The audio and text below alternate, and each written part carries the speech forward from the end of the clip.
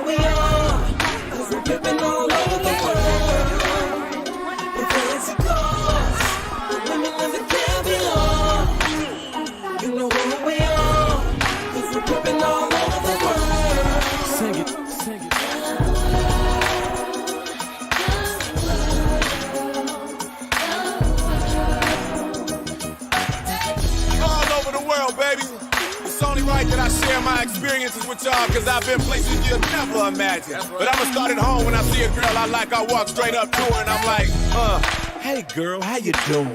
You are the woman that I'm really pursuing, and I would like to get to know you. Can you give me your name? If you jot me down your number, you'll get mine in exchange. Hey, see, I'm the man of this town, and I hope you wouldn't mind if I showed you around. So when you go to certain places, you'll be thinking of me. We got people to meet and many places to see. Hey, I'm really digging your lips, but be careful when you walking, when you swinging them hips. I'm kinda concerned that you'll be causing a crash with your traffic jam booty heads pausing so fast. Hey, I wouldn't trade you for the world, I swear it. I like your hair in every style that you wear it, and how the colors coordinate with your clothes, from your manicured nails to your pedicured toes. The fancy cars, the women in the caviar. You know who we are, 'cause we're pimping all over the world.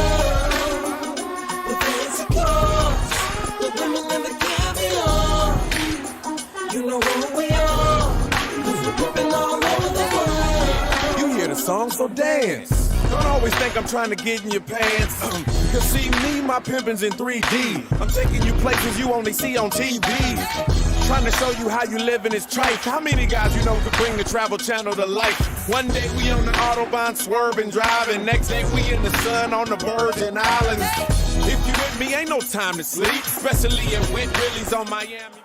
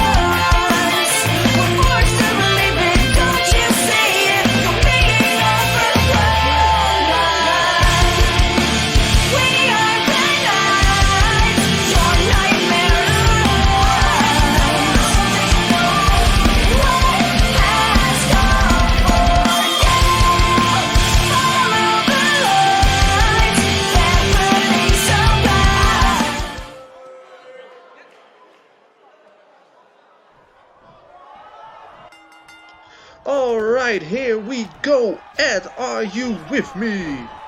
I am with you and I am ready for this match. This blue ring is blinding my eyes. Yeah, that's my first Usually, comment, ladies and it's gentlemen. just my beauty sitting next to you blinding your eyes. This time, shut up. it's two things, the ring and the beautiful Sunny. Oh. Well, are you sure you were not blinded by, like, the money? Like, the sexual chocolate himself is Like in from the his house, entrance. ladies and No, gentlemen. I'm not blind. I could be blinded by his robe. It's like there's a mixture of blinding yellow, blue, and pink all around the ring right now. As we see John Dreamfield planting one of the icons with a bulldog. And we see Dyrgos now manhandling AK-47 Chiel. This is going to be a clusterfuck of a match, Ed.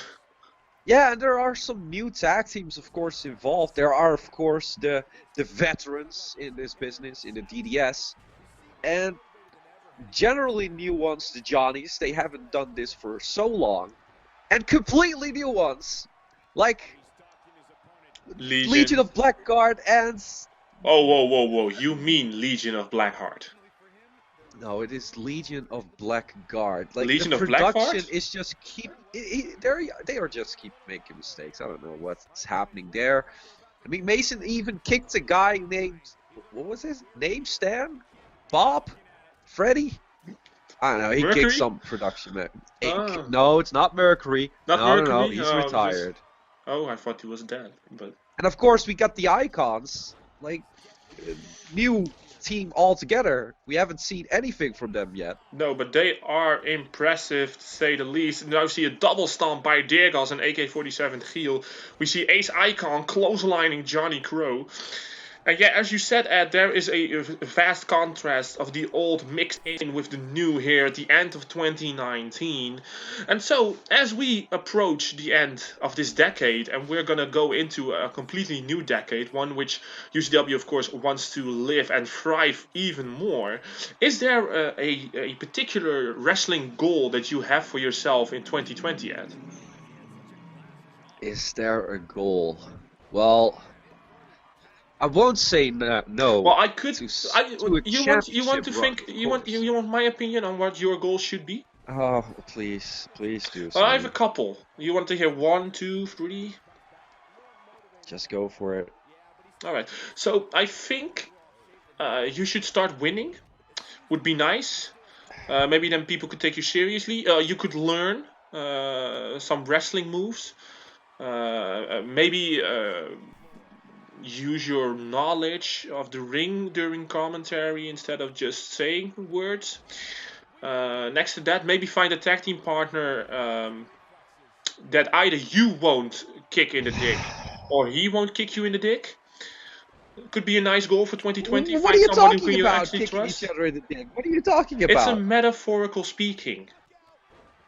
That It is just a weird means metaphor. that you betrayed him and now he's betraying you. Yeah, Maybe but find someone who you don't want to stab in the back. I don't know what's going on. He's like saying it's all a mistake now, but I still have a match, so You both wanted that match. Don't look at me now. It's your own fault. Or at least, no, but I don't know I'm whose fault confused. it is. I'm just confused. I don't know what he wants. Nobody knows. I've Well, been confused for all of 2019 reading who the person of the year is. They made Greta the person of the year. Hello, have they been watching UCW? I'm clearly more qualified. God You. damn it. No, you are not the person of the year. Maybe the person of the year fucking people over. Don't start. Like you did with another talent, like Dackless, you know. Why? You screwed him up. I didn't screw Dackless. I gave Dackless Well, the why? opportunity of a lifetime. You know why. Well, that's not true. Dackless gave himself the opportunity of a lifetime. Did he? Yeah, he won matches. I know you don't know what that feels like, but he did win something. That's... Why? Why do you have to be like this? Why do you have to lose all the time? It's questions But we almost that were have simple answers. We almost were the tag team champions, and then Wolf just decided to walk away. Listen, I could take part in your sob story now and pretend to care, but we both know that's a lie. And I don't want to add another lie to your resume. Because it's already people say that you're a good commentator, which is a lie. And then, next to the fact that you keep saying that you almost did this, you almost did something. Yeah, incredible. That's so good of you. You almost did something with your life. What have you done? I've made 1 full year of being the general manager of UCW, a feat nobody has ever done, and I'm because you keep firing the people that are better than you. That's bull crap. Who did I fire this year? Bob, you fired Bob. Since when is Bob a GM? You never know. Maybe Bob had the potential to grow to a GM. Listen, the only potential Bob has to grow is in diameters, not in potential GM-worthy skills. And if Bob is truly the best example you have, you've already got a bad start here. Didn't we have some new German around? I don't know. Yeah, Bob is somebody else. Tilburg, Tilly, Tilfred. You fired that person as well. I don't know who that was. Fired Bob because he's an idiot. No, you fired Bob as someone else. No, I fired Bob. Bob is who I fired. And really, I am the longest reigning general manager in UCW history. Lycan was trying to make... Who submit? Barnes. Barnes reads to me. Yeah, I was looking. Yeah, you weren't looking good enough, but still. Nice. Shut the hell up. Focus on the match, Sonny. Maybe that is something you should do. That's going to be the first time in 2019. Jesus. So bad. So bad. Listen, the fact of the matter is that even though I might not have been made Person of the Year by Time magazine, I'm gonna be nominated Person of the Year? General Manager. People Person? Yeah, People Person? I'm a person of the people. You're the only general manager, and you're not Which even is why I'm automatically the best at. No, because they are not gonna vote. Because listen, they are you vote are for the Bob only. instead. Because Bob was better than you. Listen to me. Bob is never, and will never be, the general manager of UCW. The fact of the matter is that I'm the only play-by-play commentator.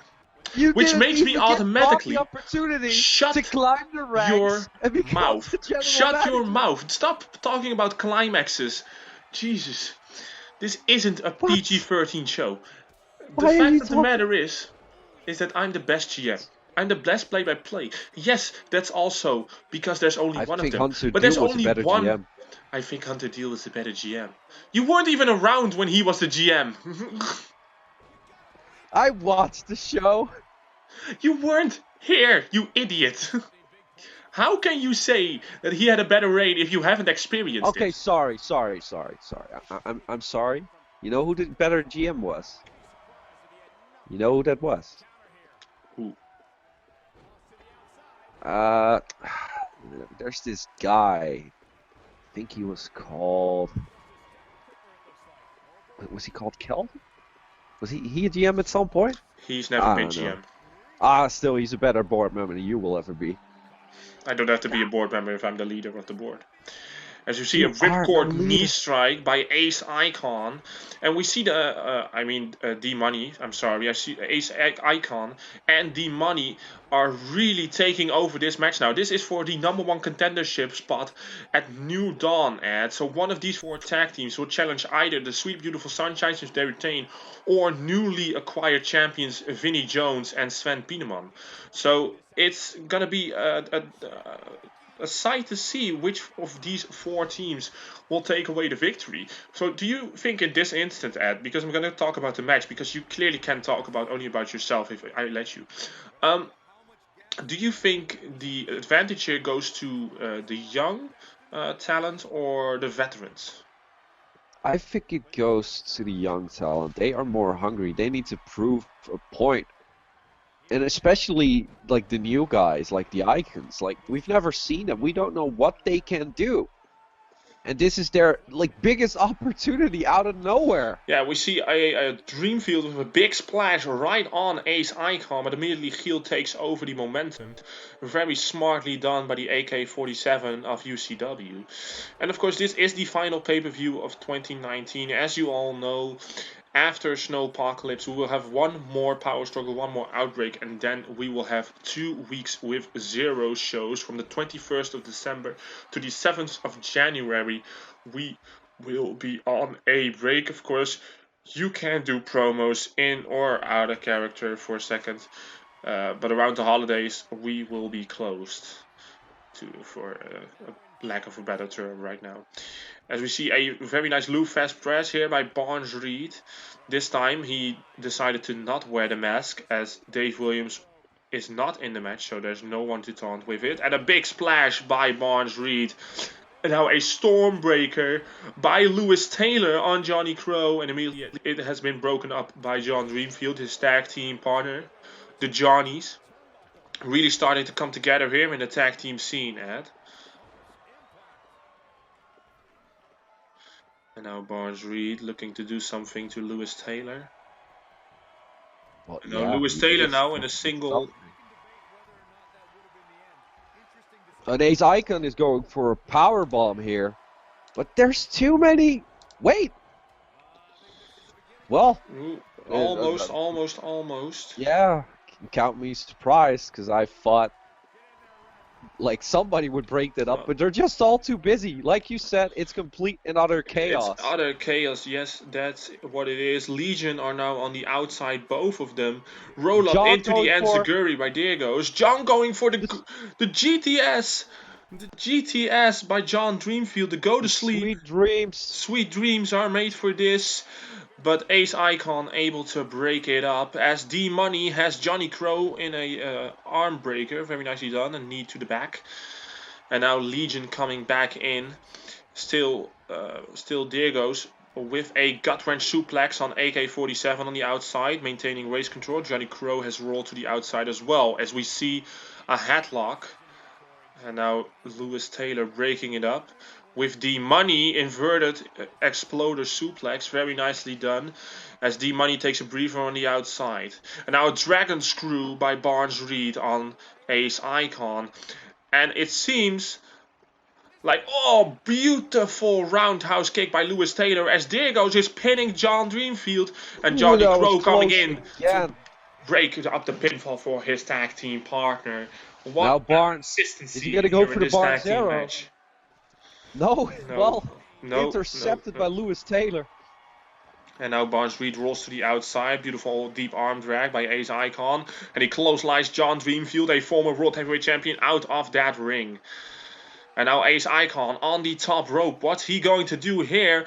He overshoots! What? He overshoots and misses John Dreamfield entirely. But I don't think John had the Well, right it wasn't Johnny position. Crow, so he wasn't really into. And now what a beautiful cutter on the floor by AK-47.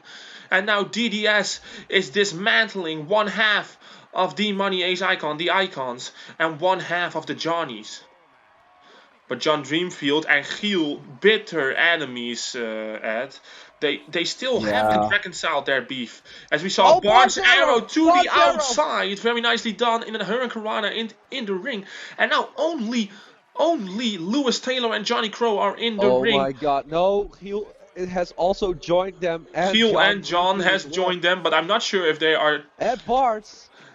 And now a Stormbreaker on Johnny Crow. Was Barnes trying to punch the back of his partner? I'm not sure. I'm not sure. Are we seeing fractures in the Dutch Death Squad here? Well, I hope not, for the Dutch Death Squad's sake. They need their unity to stay together during this pay-per-view, because one of their stablemates and another stable, the leader of Legion of Blackguard, Dylan Mason, is taking on a DDS member in the main event. That's Dyrgos, the X Division champion versus the UCW World Heavyweight Champions. All titles are up for grabs in our main event later tonight. That is crazy. That's just insanity. Pretty much now standing moonsault by Dyrgos, who immediately goes over to break up the pin that was accepted by Barnes Reed. And now loose. Oh, what a beautiful running kick by AK-47, who thinks that he has D-Money out. And both of the Icons are laying side by side as Chiel goes for the cover. 1, 2, and 3. And Chiel secured the win for the DDS. Oh my god, I guess the veterans win here tonight. Yeah, the veteran that is AK-47, he knew that he had to do something with the opportunity that he got from the kick. He knocked out D-Money and he was able to pin him right in the middle of this squared circle. So that means at the next pay-per-view, the Dutch Death Squad will challenge for the UCW Tag Team Championships. And we'll find out later tonight who they will be facing. Of course, congratulations to the Dutch Death Squad. And we'll be right back with our next match.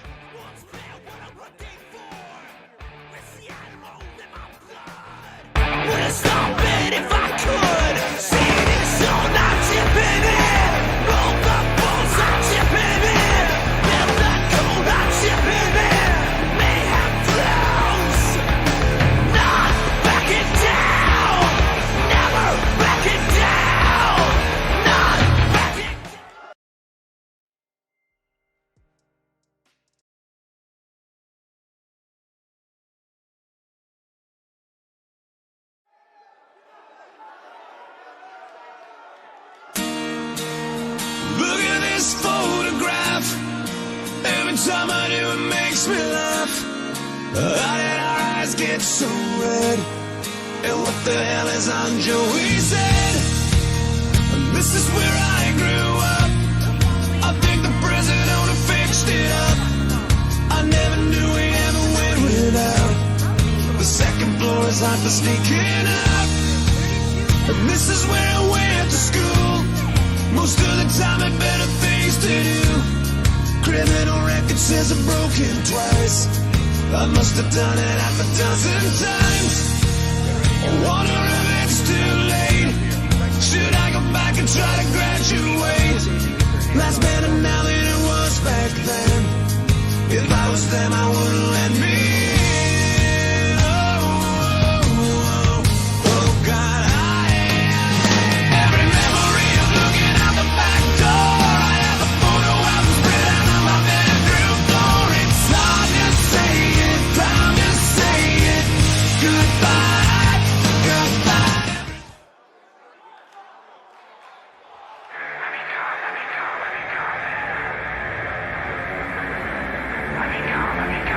go.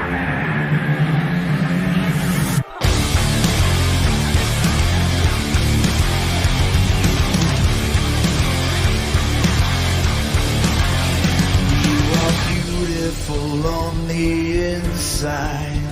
You are innocence personified, and I will drag you down and sell you out. Run away. I am cold like December snow. I have carved out this soul made of stone, and I will drag you down and sell you out. Embraced by the darkness, I'm losing the light, encircled by demons I fight. What have I become now that I've betrayed everyone I've ever loved?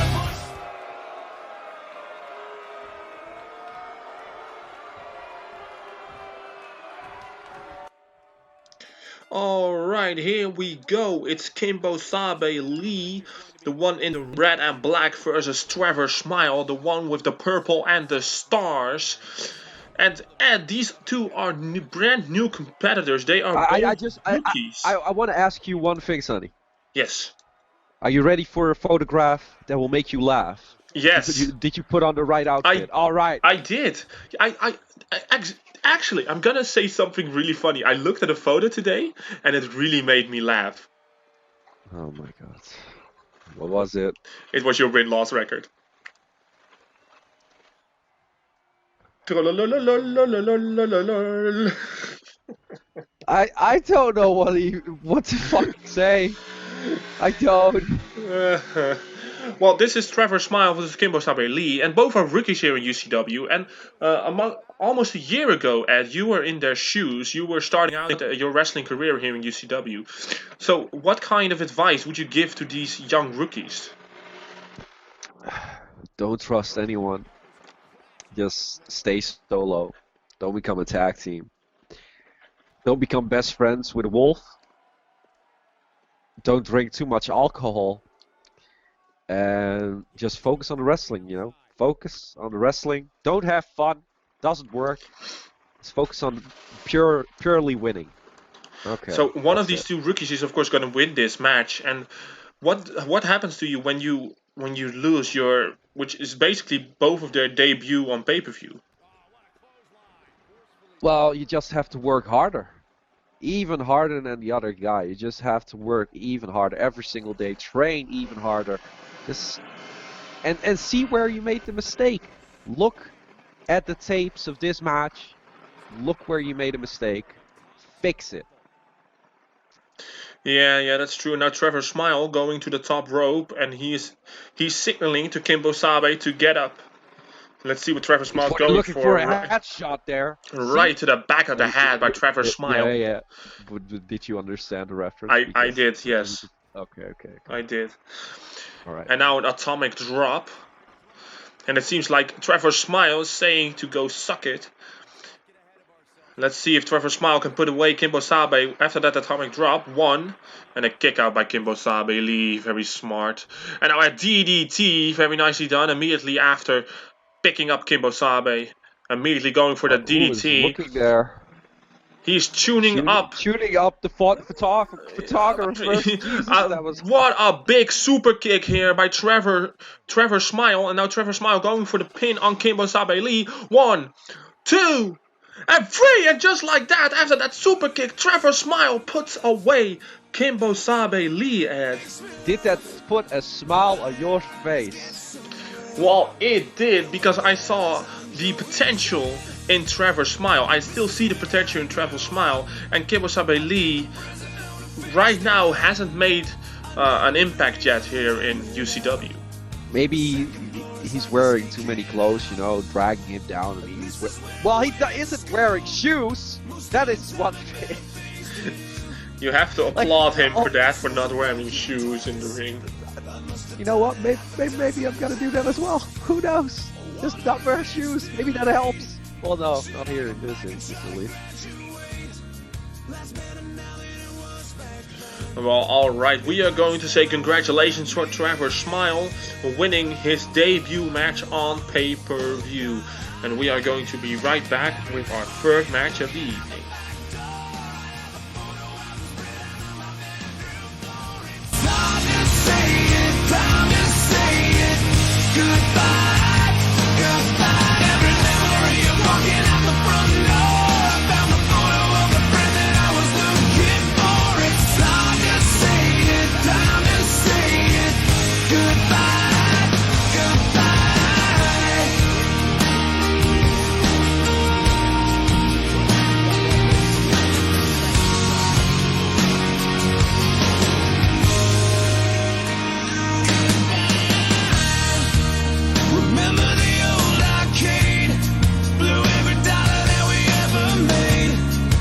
Cops see us hanging out. They say somebody went.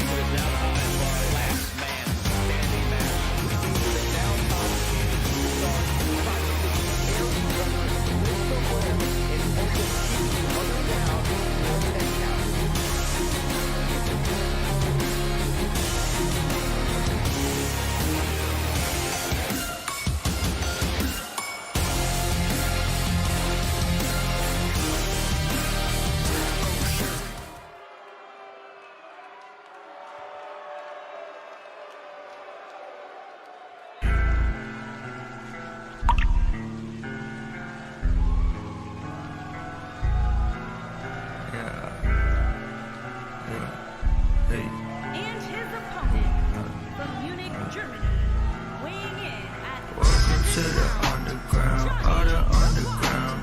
Pussy never come around. He don't like the sound. Lil Pete on the 13, we hold it down.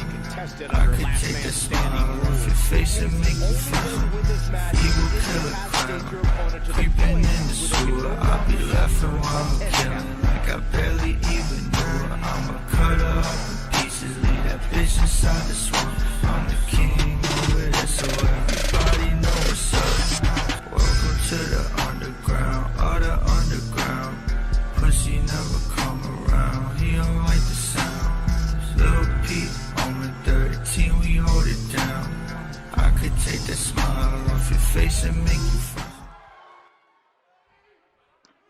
Alright, here we go. Match 3, a last man standing match between TJ Youngblood and Johnny Riddle, and immediately the powerhouse of the following slamming TJ down with a sidewalk slam. And Ed, what do you think of this Goliath versus David stature that we have here in this match?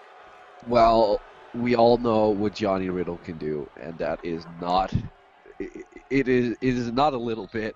This man is a beast. He is one hell of a competitor. He's a big man that you won't be able to get down, and let alone keep down for a long period of time. And this is a last man standing match, so I don't know what the plan is for TJ Youngblood, but it has to be a massive plan. Because how can you keep a man like that down? Yeah, well, I'm not sure, but TJ Youngblood needs to find a way to take out Johnny Riddle for the 10 count. A 3 count is nearly impossible to get to on Johnny Riddle. But now, TJ Youngblood is a special competitor who is trying to do the impossible, Ed. Well, yeah, and maybe the only thing he can do is look at that trucker hat that, of course, Johnny Riddle has, and get a tractor and drive over him, because that is legal, and keep him down. Listen, farmers are only protesting in the Netherlands, not in the United States. So there is no tractor here trying to get into the arena or blocking ways. You don't know what he has done. You don't know what he has planned. You don't know who he called.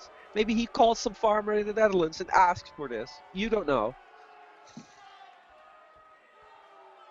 Are we just pretending that the only tractors in all of this beautiful earth are in the Netherlands? No, but I am saying that the only ones who are actually going somewhere besides their own farming fields are in the Netherlands right now, because they are protesting.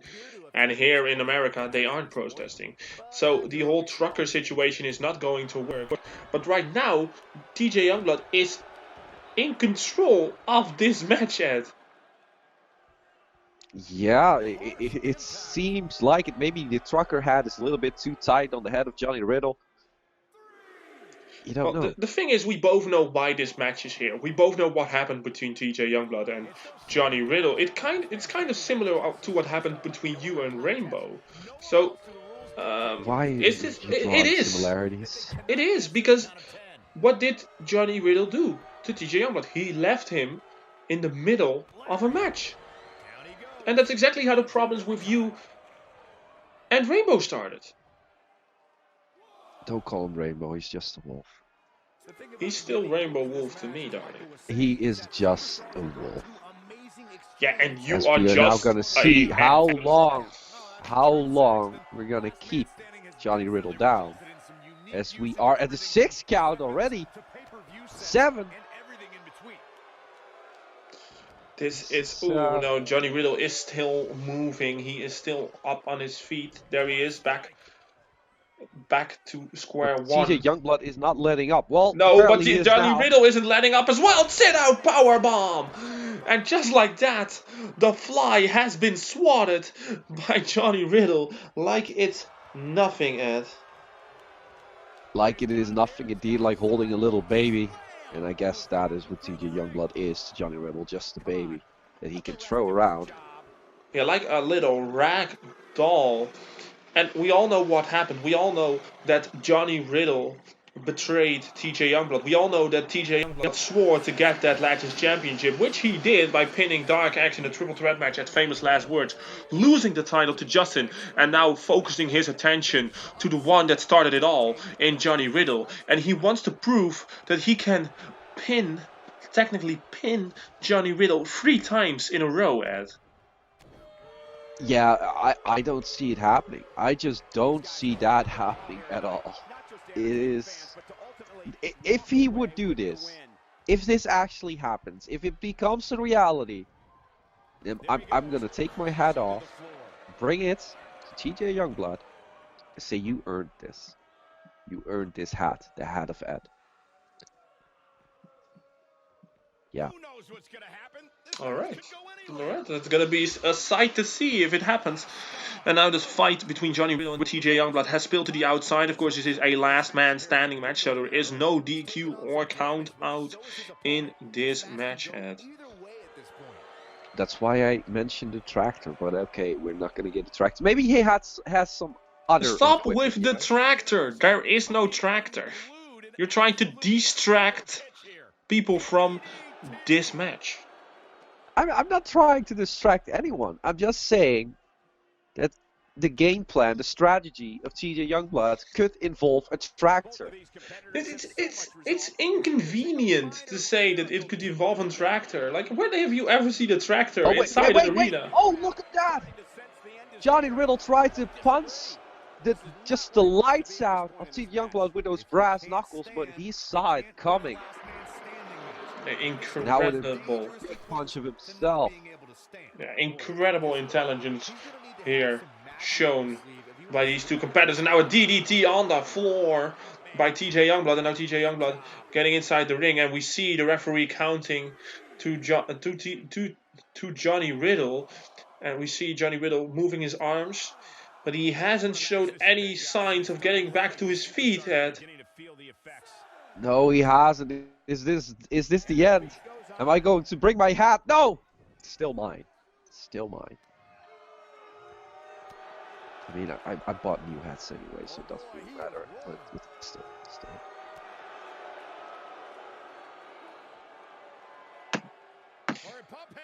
And now let's see what Johnny Riddle just T-bone suplexing TJ Youngblood on the floor. And you know, the following, they haven't really been side by side anymore. Only Johnny Riddle and Justin. Bill going his own way. He hasn't been seen for months after losing the World Heavyweight Championship. And then now another X-Plex, very nicely done here by TJ Youngblood. And are you Can you surprised that even TJ Youngblood is holding up so well against Johnny Riddle? Well, he knows him better than anyone, does he? Well, he has teamed with him a very long time. I think only Justin maybe knows Johnny Riddle longer and better than TJ Youngblood.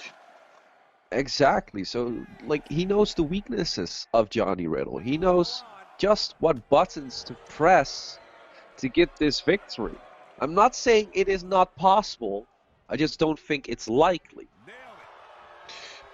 But you were going to say something else as well.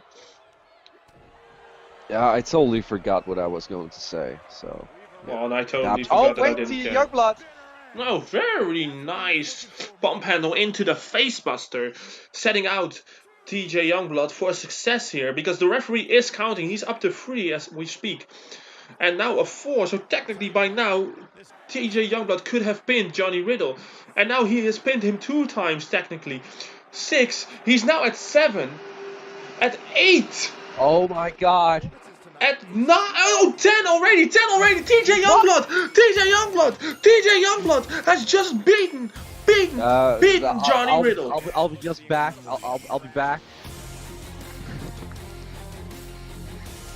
As you can hear, you can see, you can hear Ed giving away his hat to TJ Youngblood. Very nice show of sportsmanship here by Ed Ultimo. He already lost his hat today. Question is he going to lose his dignity in his match against Rainbow Wolf? We'll find out later tonight. He just threw it into the crowd. He threw it into the crowd. Well, congratulations. Your hat means nothing to TJ Youngblood. Well, we are going to say congratulations to TJ Youngblood for winning this last man standing match. Myself and Ed will be right back for our next match.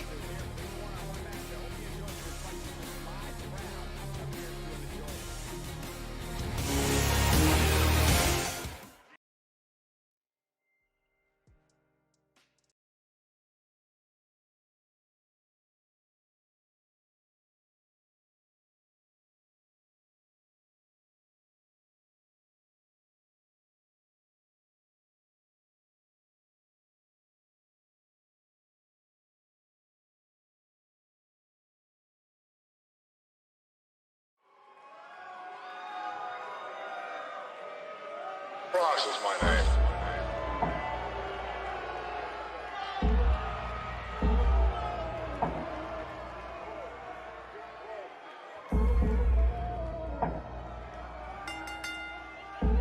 The following contest is scheduled for one fall. Making his When way I to the pull up ring, on a hater, watch a hater fall back. I'm too good with these hands, watch a hater fall flat. If I die, all I know, I'm a motherfucking legend. It's so great for my city. I'm the realest one that's reppin'. Oh my God, if I die, I'm a legend. When they lay me down to rest, I know I was always reppin'. Oh my God, my whole life, my words been my greatest weapon. I know I been the coast's greatest blessing. Better recognize a king when he rapping with you. You hoes suck, it's like you always bring a vacuum with you. Solid like a mannequin, but you ain't plastic, is you? Cause if you got a bone to pick, I got a matching issue. Talking about me, then it gotta be lies. Cause I never get a tag or a chance to reply. If you don't got the courage to mention me, then you can fuck yourself with your phone until the battery dies. I mean, you mad at me, why? Cause I had to be fly. 2 albums in a year and I can't even try. Tried to fill my shoes, then you had to resize. I'm the king on the throne, bitch, is where I reside. When I pull up on a hater, watch a hater fall back. I'm too good with these hands, watch a hater fall flat. If I die, all I know, I'm a motherfucking legend. It's so great for my city. I'm the realest one that's reppin'. Oh my God, if I die, I'm a legend. When they lay me down to rest, I know I was always reppin'. Oh my God, my whole life, my words been my greatest weapon. I know I been the coast's greatest blessing.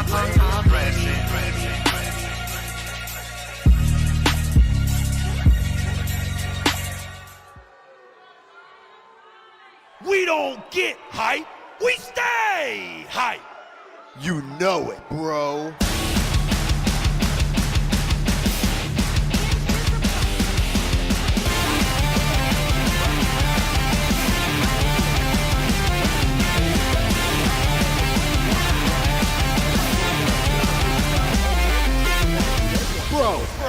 Bro. Hype, bros.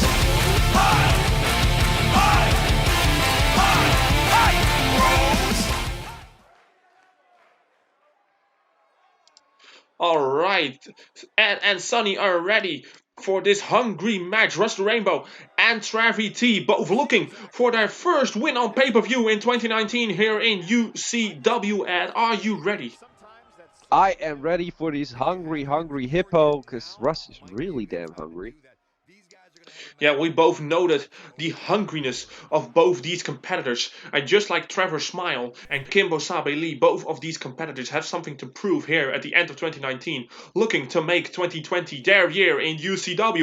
And there he goes over the rainbow! He goes over the rainbow at! There he goes, 1, 2! Oh, and just a kick out at 2.5 by Travvy. And now immediately Lillian Turner coming onto the ringside apron and distracting Russ the Rainbow from hitting another one. And you can see him signaling to Big Bram on the outside of the end again, and it goes over the Get caught!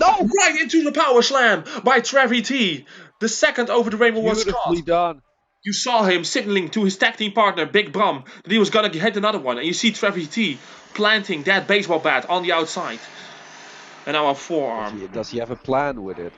I'm not sure. And now Travvy in the powerbomb position, stacks him up, goes for the cover.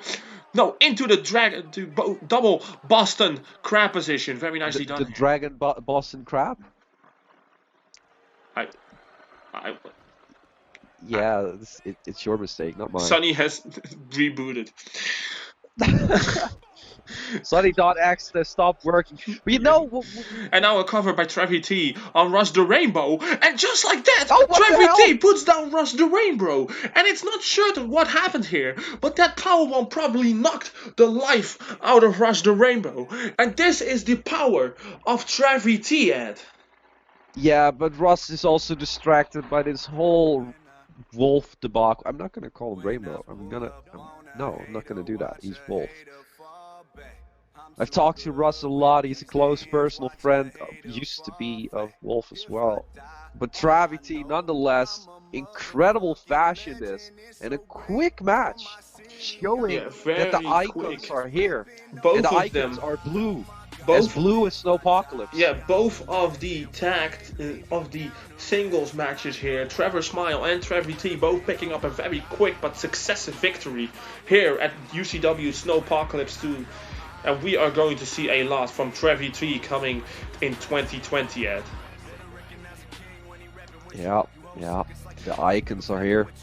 The icons have made their mark, and UCW is theirs for the taking. We'll be right back.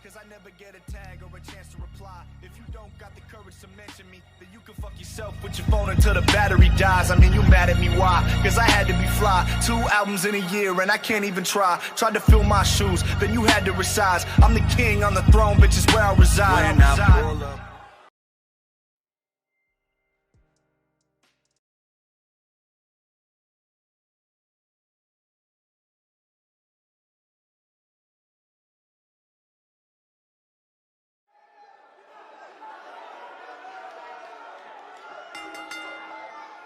The following contest is an Extreme Rules match and is for the Action Championship.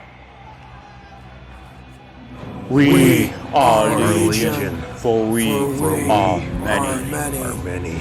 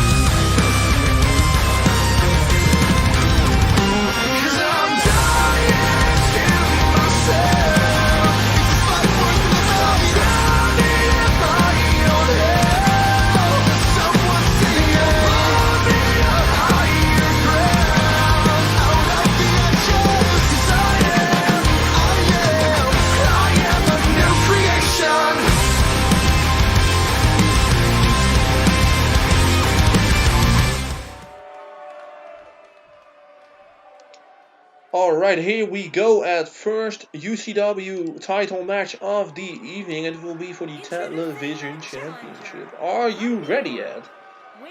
I don't know if anyone is ready for this, the self-proclaimed drunken master of UCW. Stephan Base right here to challenge the champion, who we are going to see right now. Is it not a problem here at UCW to be drunk? Well, he's drunk right now. Well, no.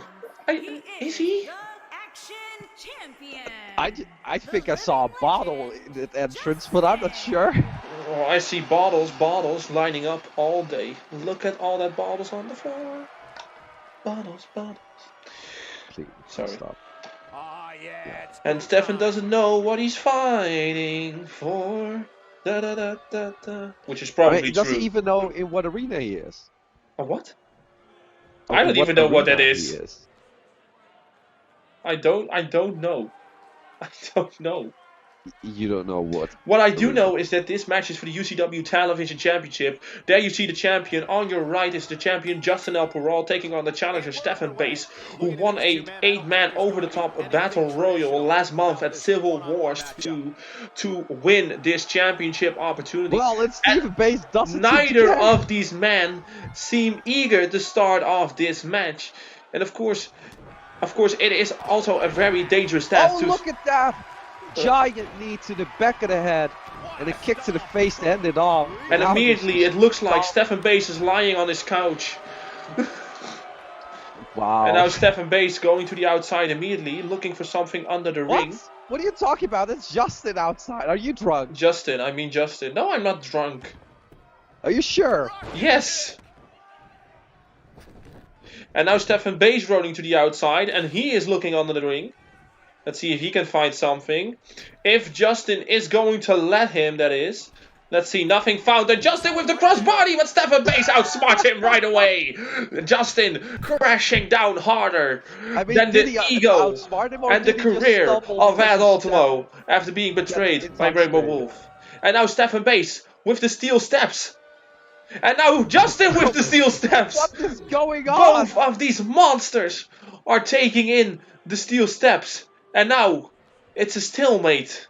Literally. A stalemate between literally, a stalemate. Oh my god.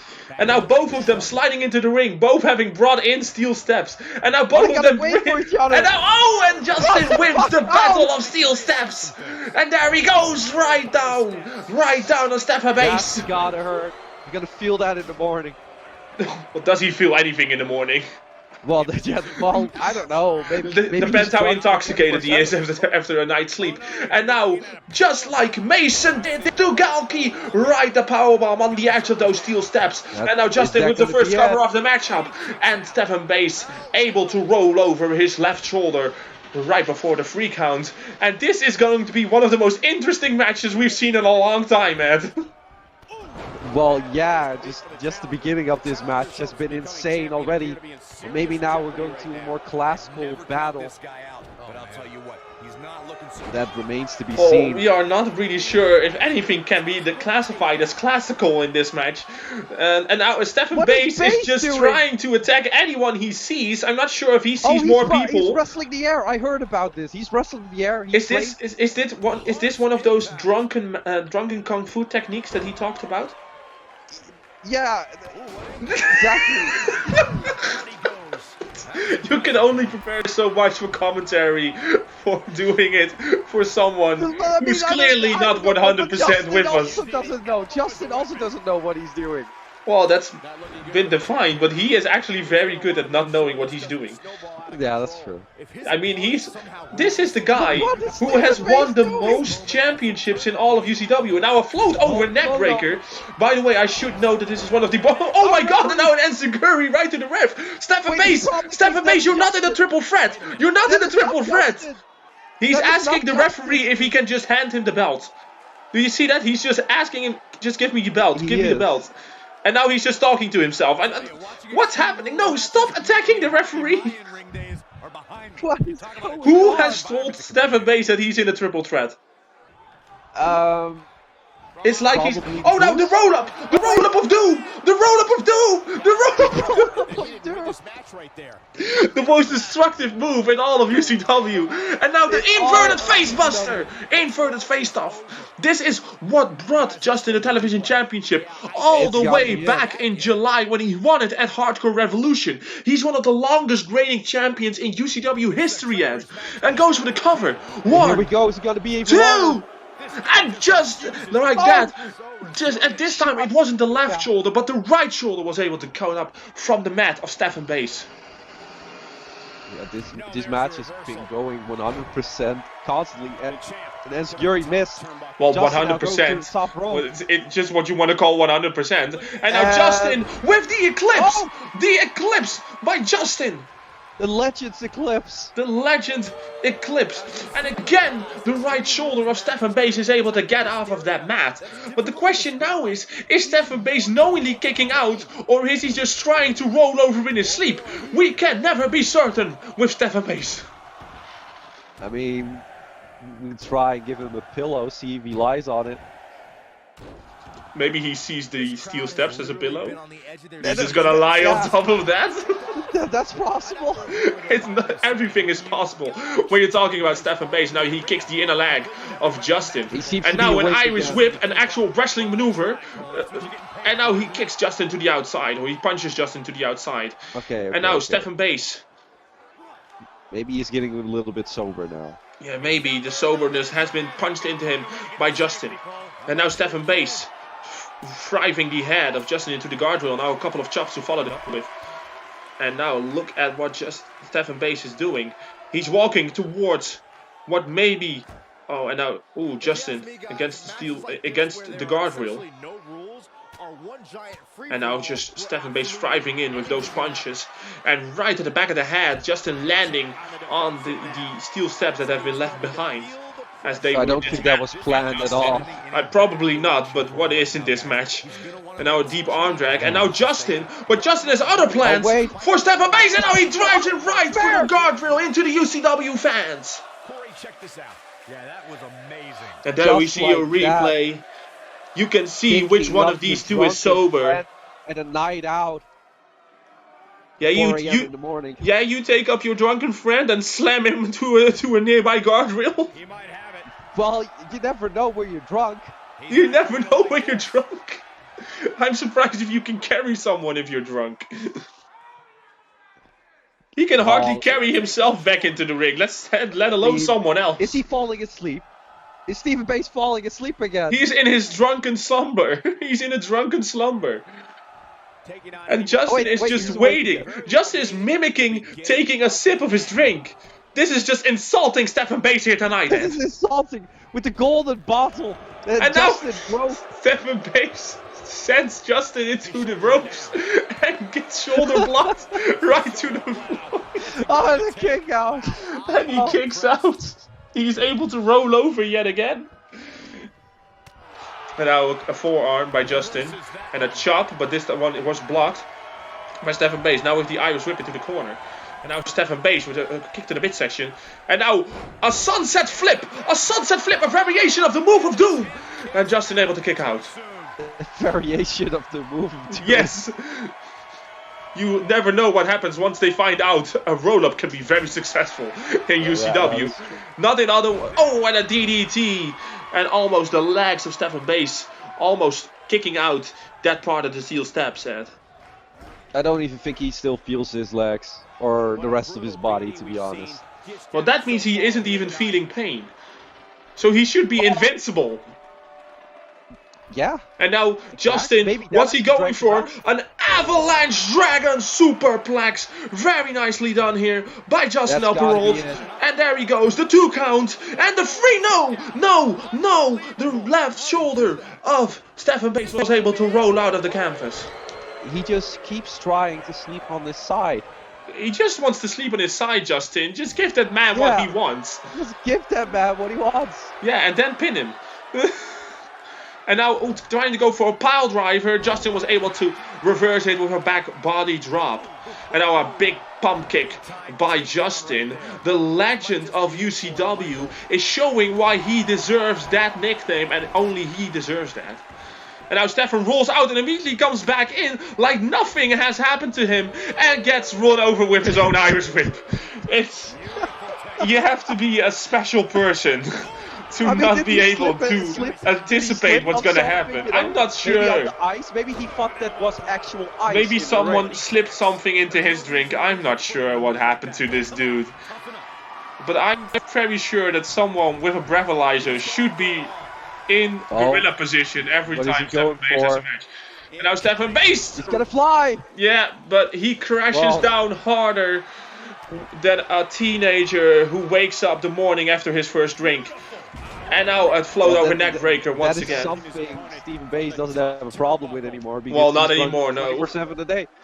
And now Stephan Bass to the outside and a high cross body taking out Justin Perreault. The same move that Justin tried to do earlier to Stephan Bass, but he was unsuccessful. Stephan Bass showing him how it is done. Such aerial precision is incredible, being that intoxicated. And now a Northern Lights suplex. It is one thing that Justin just completely underestimates Stephan Bass because he just sees him as a drunken man. But he is a drunken master, as you can see here tonight. It's not just a random guy you met on the street that is just like singing a little lullaby. That's true. Now Bulldog. A lot of bad notes. No, this is a drunken master. And now Stephan Bass, you can see Stephan Bass thinking, what do I need to do to get some drinking here in this ring? Well, a very simple-minded individual is Stephan Bass. And that's something that we've seen. But Stephan Bass now throws Justin to the outside. And now he's going to show why he is part of Legion of Blackguard in the first place. That's because he's an incredible competitor, and the suicide dive by Stephan Bass takes out the UCW television champion Justin Ed. Incredible. Incredible. Fantastically done. Here he goes. This is one of the best matches of the night, one of the longer matches, and this is what the television championship means to both of these competitors.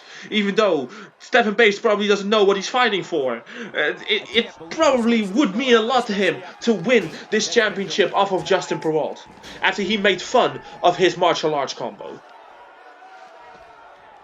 And now the second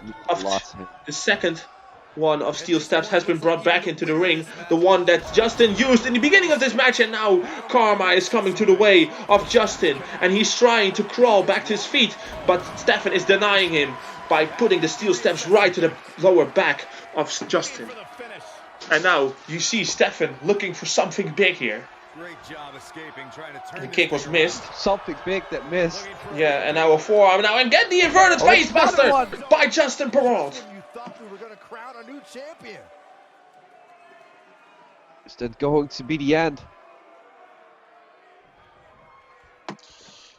Alright, and there goes Justin. But Justin is not pinning him. Justin knows that he has this match won, and he's already celebrating. But I think the legend of UCW forgot that to win a match, you have to pin your opponent. And a very late pin here, the 1, the 2, and yeah, the kick out. But that's because Justin waited far too long, Ed.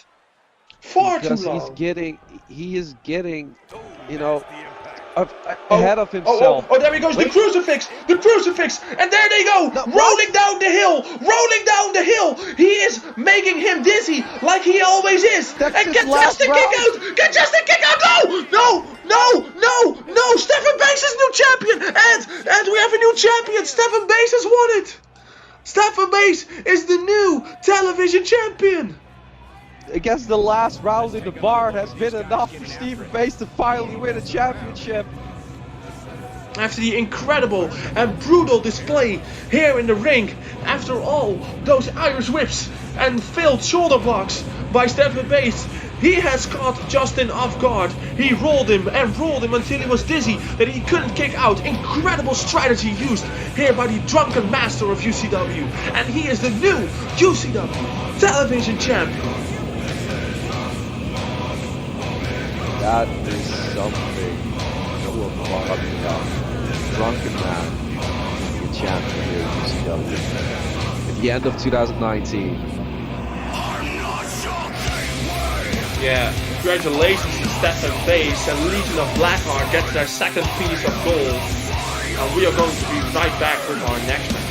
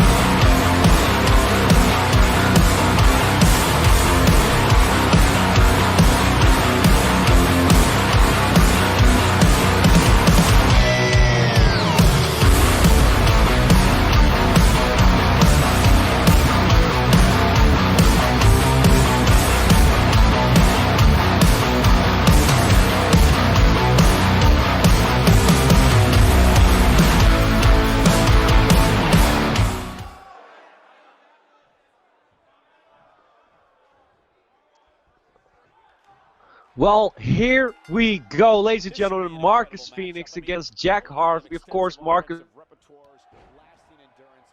walked away as Team Sunny lost. Of course, Team Sunny lost. It's Sunny.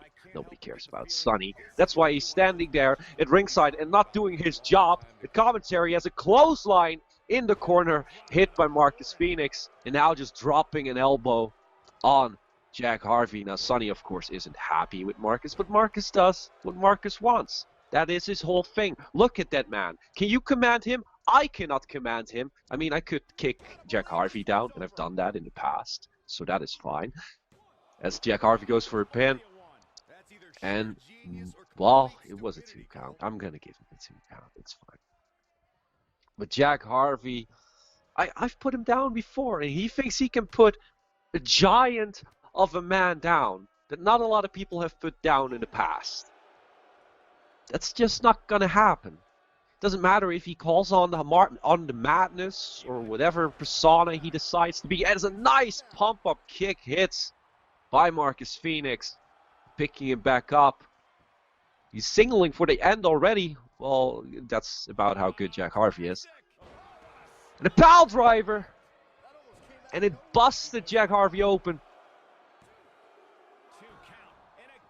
Oh, I thought that was it. I literally thought that was it, but it's not. Jack Harvey somehow kicked out, probably because Sonny was screaming at him, if you're not going to kick out out of this one, I'm going to fire you right here tonight. So Jack Harvey wants to keep his job. I mean, everybody wants to keep their job. Yeah, Sonny is not happy with this man. There's a nice DDT. Jack's going to go for the pin. 1, 2. And then kick out, nearly the 3 count. And not letting up, immediately going for the punches against the head of Marcus Fenix. Because you need to keep this big man down, and that is not an easy job. I don't want to be in the ring with him. Sonny, don't do it. I can see you laughing. It's not going to happen. And another DDT! And taking a little bit with the pin. And a kick out! Not even one! Not even one! Marcus is just playing around with the little bitch of Sonny. Of course, that is Jack Harvey, the little bitch boy, the doggy with a leash. Sonny is getting angry. Or he's crying. Sonny's crying. Oh, everyone. Sonny's crying as a powerbomb in front of Sonny's face, looking Sonny straight up in the eye, and another powerbomb. Come on, do it, Marcus. And yes, he listened to me. Well, no, he has his own general mind. And another pump-up kick to end it. As we look on the replays and we see Sonny crying, not tears of joy, no tears of misery, as he cannot, well, he cannot keep the big man down with a little doggy like Jack Harvey. He's trying to get the fans behind Jack Harvey. That's not going to happen, Sonny. That's just not going to happen. Oh, wait a second. Sonny is walking away, as you should, Sonny. You little bitch. Scared little doggy. Marcus now back. Oh, nice. Clothesline to the back of the head. And Sonny is standing in his position again. Like he's a little bit shaking in his boots. Because that was a scary, scary moment. Jack Harvey tries to get out of the ring. It's not... Oh, wait. Jack Harvey's gone. It's Sonny. Sonny attacks Marcus Fenix. Sonny, what are you doing? You are not a competitor. Once again, you always try to steal the spotlight from everybody. The kicks to the head to Marcus Fenix. Marcus wasn't expecting this at all. Well, yeah, now you have a big problem, Sonny. What? That was in the eye. Straight in the eye. Punching Marcus Fenix in the eye. And he's a little bit blinded now. He just keeps hitting those throat punches. And a nice big boot to end it. Not letting Sonny get away. And another big boot. Sonny, this is what you deserve. This is what you deserve. End it, Marcus. Do it. End it. And a pump kick. But he's not done yet.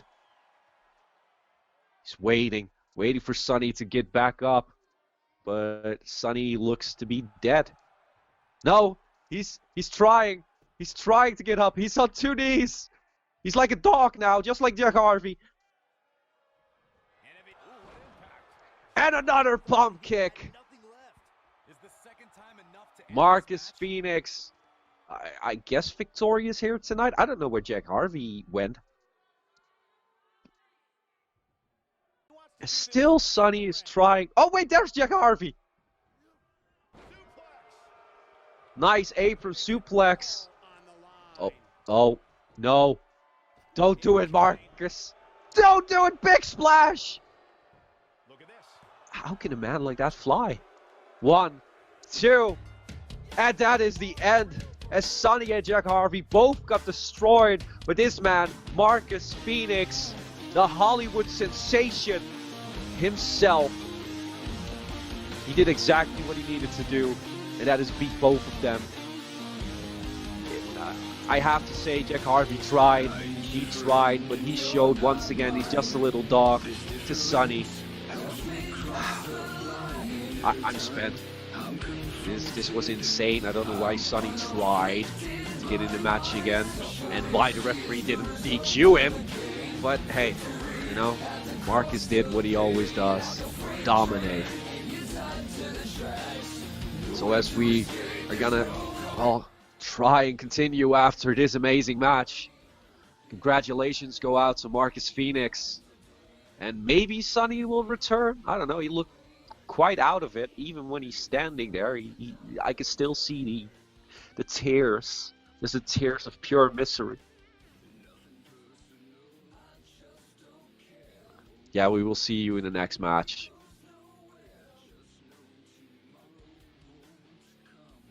If I am things today, is the result of a game. Victory at the cost of pain, like a freight train, and you're tied to the tracks. The way to escape, there's no coming back. You're in.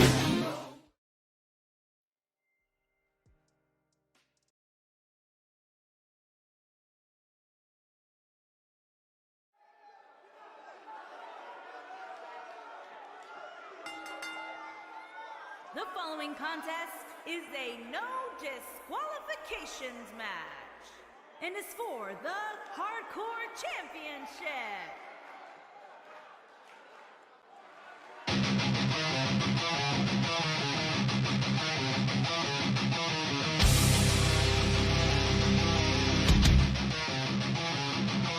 Once had a shotgun to my head, they said I wasn't worth the bullets. Now the world is my trigger and I'm here to fucking pull it. Once had a shotgun to my head, they said I wasn't worth the bullets.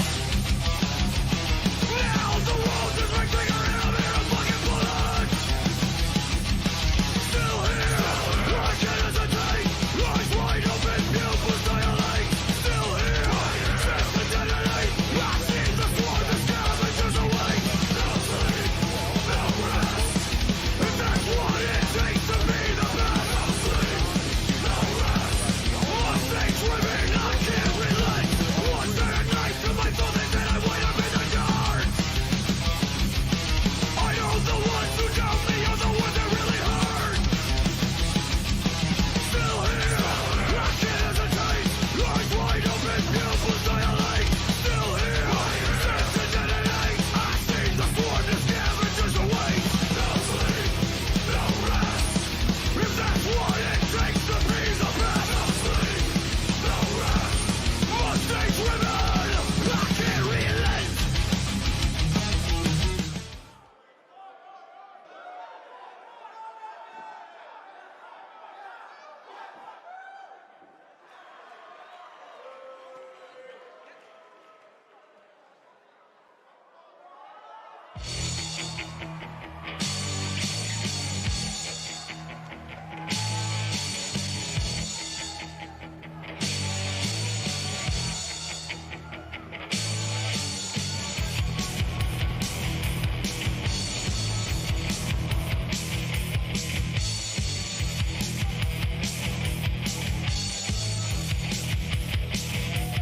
Good WWE top stars ready to go here in one-on-one action. This is the match I've been waiting for, guys. Ever since it was announced, I've been looking forward to seeing these two clash.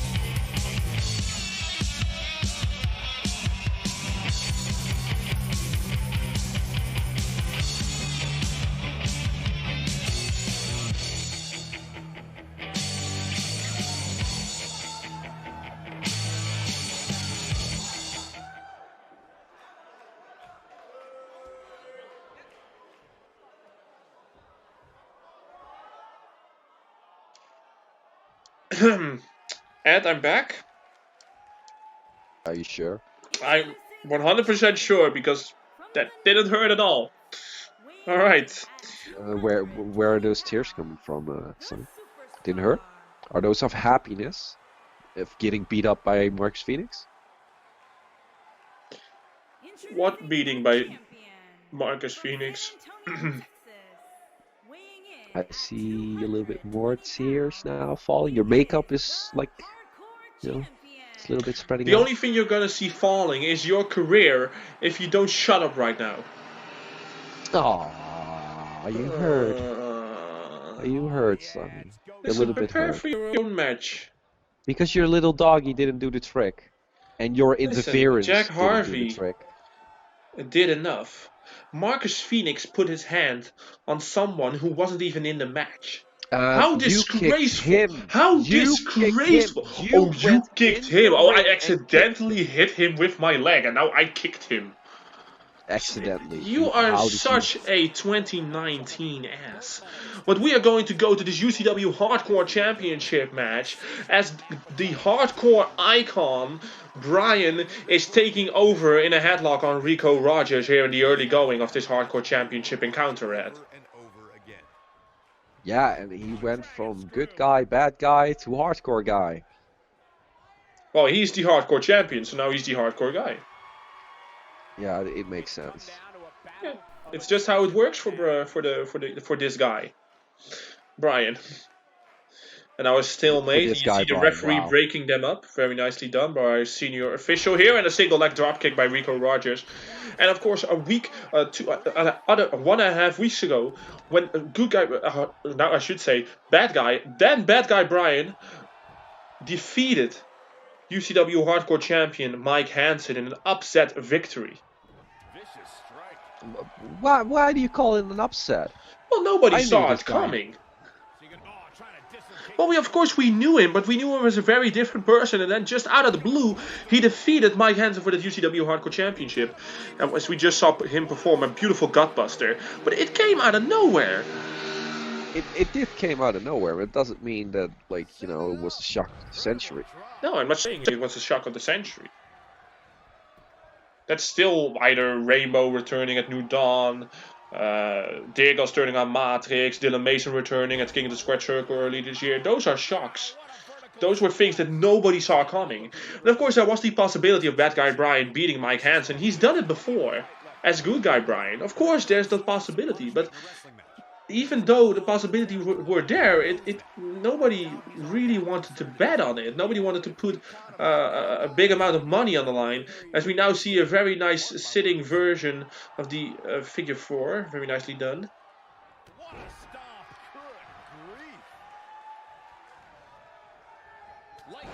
And now a ripcord. You really are still Rico Rodgers. hurting, aren't you? Because, like, you're just falling. Yeah, out I'm hurting. of I'm consciousness. hurting because Marcus Fenix put his hands on me and he No. decimated No. my best friend Jack Harvey. Yeah, I'm hurting. Your I'm best hurting friend? emotionally. I'm hurting emotionally. Oh my God, Sonny. No, I'm not. Grow a pair and become a stop man. talking to your god. Grow a pair and become a man. I have grown a pair. 2 pairs actually. 2 pairs of hands, 2 pairs of feet. And those hands and those feet are going to destroy the legacy of Marcus Fenix in UCW come 2020. Because I'm not done with this guy. This guy's arrogant. This guy thinks that he can run over UCW. He really, like, just, your brain is scrambled a little bit, isn't it? Listen, stop thinking that you know it all. As we see a beautiful reverse DDT by the hardcore icon of UCW. Good guy, right here. Rico Rodgers, who is the first time he's on pay-per-views. For the last pay-per-view of the year is having a ton of debuts, Ed. Yeah, we're just making sure we go into the new year with a big bang, with new talent everywhere, and you never know what they are going to do in 2020 as the hardcore icon is picking up steam. You can see that he's ready. He is more than ready to make this match his. Now back elbow, very nicely done here by the hardcore icon. Very nicely done indeed. But yeah, we are looking forward to the new year with all these new talent, and let's see what kind of mark they will make on UCW. The big times. They are finally here. They've arrived from the indie scene. And this time, maybe this will be one of those upsets, but no. No. Not yet, at least. Now a very nice kick to the back, as you can see the hardcore icon. He is hurting. Those kicks of Rico Rodgers are no thing to joke about. And now indeed stepping on the But just imagine, arm. on your pay-per-view debut, winning the Hardcore Championship. Yeah, that would be one for the history books. Like capping off 2019, going into such a pivotal year, 2020, almost starting the road to Kingdom of Immortality 2 with a championship is always a good thing, Ed. That is indeed a good thing, and just your stocks will go through the roof. That is a very... But can you put this man down? Because he has been on a roll. Yeah, he's been on a roll ever since winning that Hardcore Championship. He has done incredible, as now Rico Rodgers throws him right out of that ring. I mean, not only that, just the moment that he returned, that was already a big moment in 2019. It's just nobody saw it coming, especially Mike Hansen. This is a grueling championship match. Nobody wants to lose this. No comment on that. All right.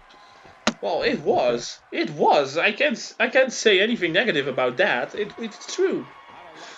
And now the hardcore icon is taking to the skies as he goes to the top rope. And there he goes, the top rope elbow drop by the hardcore icon as he swivels into the pinfall. The 1, the 2, and the 3. And just like that, the hardcore icon Brian has secured his UCW Hardcore Championship. But still, a great effort by his opponent. The pay-per-view debut of Rico. I'm going to do it with a rolling R. Roger. Exactly. Yeah, Rico So Rodgers showing why he should be watched in 2020. And of course, come New Dawn, the opportunities for him maybe even more shining than this opportunity that he just had tonight. You know who shouldn't be watched? You know who shouldn't be watched in 2020? Marcus Phoenix, I know you're going to say Marcus Phoenix, I know. Congratulations go out to, of course, the hardcore icon Brian, and we will see you at the next match. Yes, I'm getting the last word.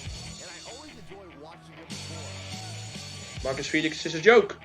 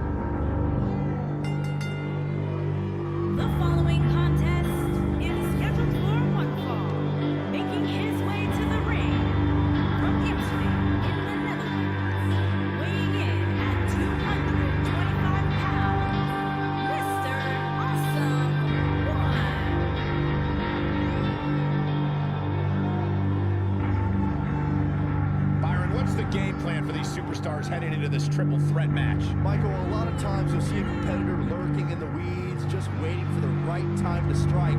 But knowing these three superstars the way I do, I doubt we'll see any of them standing by idly here tonight.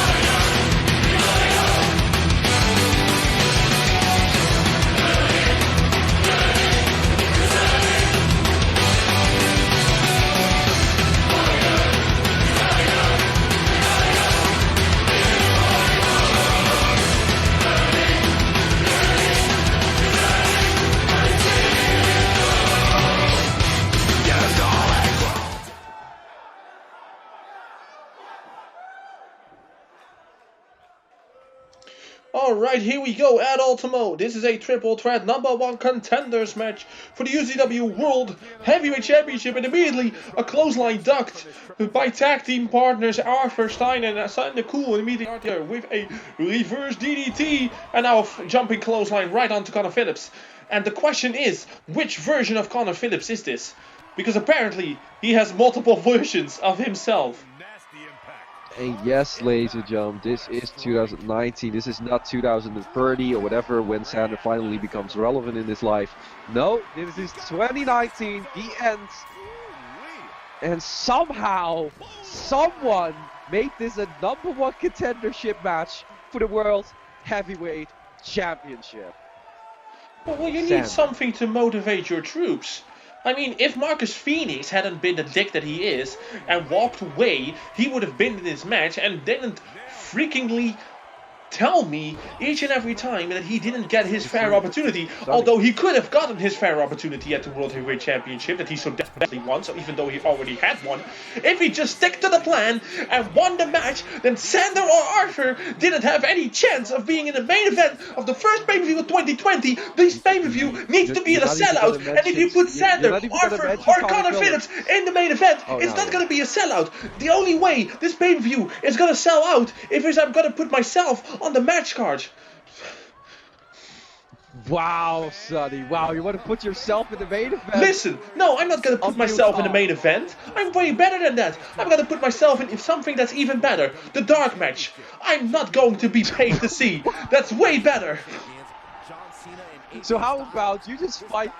I'm going to light up the dark match. I'm going to make the dark match must see. Next year, we are going to start with an all-new show here on UCW Weekly Television. It's going to be UCW Dark, and we're going to show all my dark matches that I had in my career. Where I beat talented competitors just like Ray Austin. Big Bram, I've beaten him a couple times. Who did I beat as well? Bobby Flame. Bobby Flame, it did beat Bobby Flame. I beat Sander Fool a couple times. I beat it. Yes. That's what I did. I beat 4 other versions of Connor Phillips. The list goes on and on. Yeah, so that's why you deserve a world title shot. No, I'm not saying I deserve a world title shot. I mean, you said I mean, I know. Listen, Dylan Mason. If I want to have control of Dylan Mason again, I could just control him and let him be my little puppet and just hand over the world championship. Never your puppet. Oh yeah, because are you just inside his mind? Are you Dylan Mason, Ed? You were never a puppet. I'm asking you a question. I'm asking you a question you're dodging to answer. Are you Dylan Mason? No, I'm not Dylan Mason. You're not Dylan Mason. No. So you don't know. Alright, let's have that established. As we see Connor Phillips, who's the biggest man in this match, now controlling Arthur Stein, rolled to the floor, and now a couple of forearm shots to the back of Sander Cool. And of course, this match should have continued with Jiraiya and be a fatal 4-way, but he got himself arrested after finding out that, well, apparently his favorite band came back together, Ed. Why would you get arrested for that? Well, after stalking a member of the band. That's what you get arrested for, Ed. You're a professional wrestler. Don't stalk. I don't want to say that this is hypocrite by the police force of the United States of America as Sander gets thrown to the apron by Arthur Stein, but he gets up to the top rope and into the double axe handle. Very nicely done here. And Connor Phillips is just letting it happen, but that's smart. He doesn't have to interfere. If he can just focus on one of them, he doesn't have to focus on both. And now Connor Phillips with the pin on Arthur Stein, and Arthur kicks out after 1. Technically, Sonny, yes. If Connor Phillips wins here tonight, yes, you will be the true #1 contender because you defeated Connor Phillips in Well, I have an even bigger say in the matter than I already have. Yes. And a spear. And now, and Arthur Stein just kicking out at 2. But yes, what you said is true. I do have a large saying in becoming the #1 contender. Yeah. Okay. Just checking. And now Connor Phillips pinning Sander Cool after he came back into the ring. Sander kicks out at 2. And now you can see Connor Phillips looking for something big. But Arthur is just stealing his mojo. And Connor Phillips. And now Connor Phillips and Arthur Stein, are they working together? No. Bump handle into the Gutbuster by Arthur Stein. And Sander is taking most of the punishment. Trying to go for a attitude adjustment or something, but into the reverse DDT. And now Arthur Stein pinning his tag team partner, Sander Cool, from the Charismatic and Cool connection. And Sander kicking out at 2. Why are you sulking? I'm what? You're sulking. You're like, huh. You're sulking. You're becoming Yeah, it's sad. a sound that I make. It's the sound of sad? living while watching a match a of sad Sander sound. Cool. Yeah, and Sander Cool now pinning Arthur Stein, but Arthur kicking out at 2. Very nicely done here by Arthur Stein. And who do you think will be the biggest threat to the championship reign of the now champion Dylan Mason? No one! Well, you have to pick someone. And oh, Sander Cool with the money drop! The money drop! The final flash! No, final flash, and immediately Arthur flashpoint, and now a pump kick to Arthur Stein, and Arthur Stein seemingly rolling to the outside. I think the referee has the biggest challenge. And now watch Sander Cool, World now Championship. very nice swinging DDT. So I'm gonna go. And now for the Sander referee. Cool going for the pinfall, the 2. And the 3! Holy shit! Yo! No!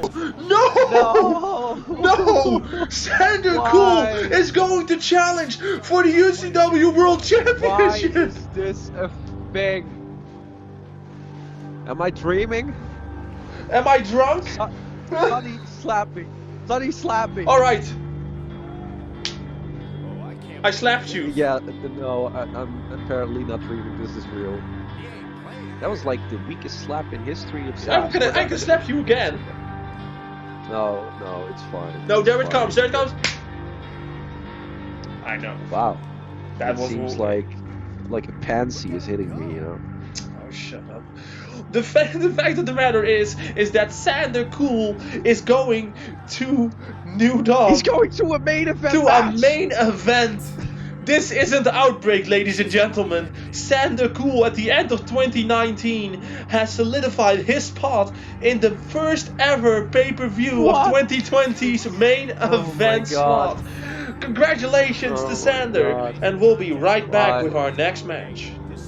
Why? When you win a triple threat match like this, you're telling the entire locker room that you are the one to beat. Well, that was indeed a great match. And I think it's worth emphasizing how it was his victory.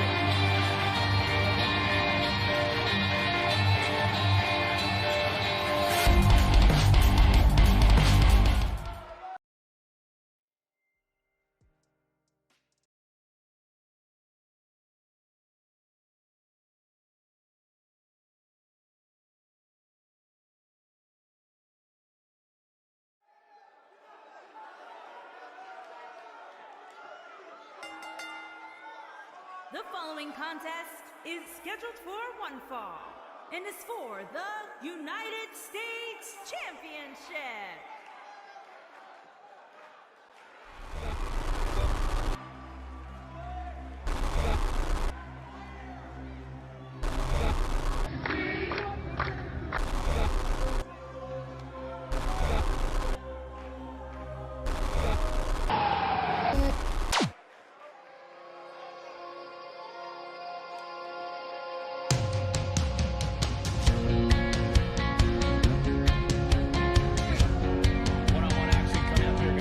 My mama told me when I was younger, you better speak up, don't be a number. My daddy told me when there was thunder, go be the lightning, don't run for cover. Who's gonna help the helpless? Sometimes we're all alone. These days we're all just look.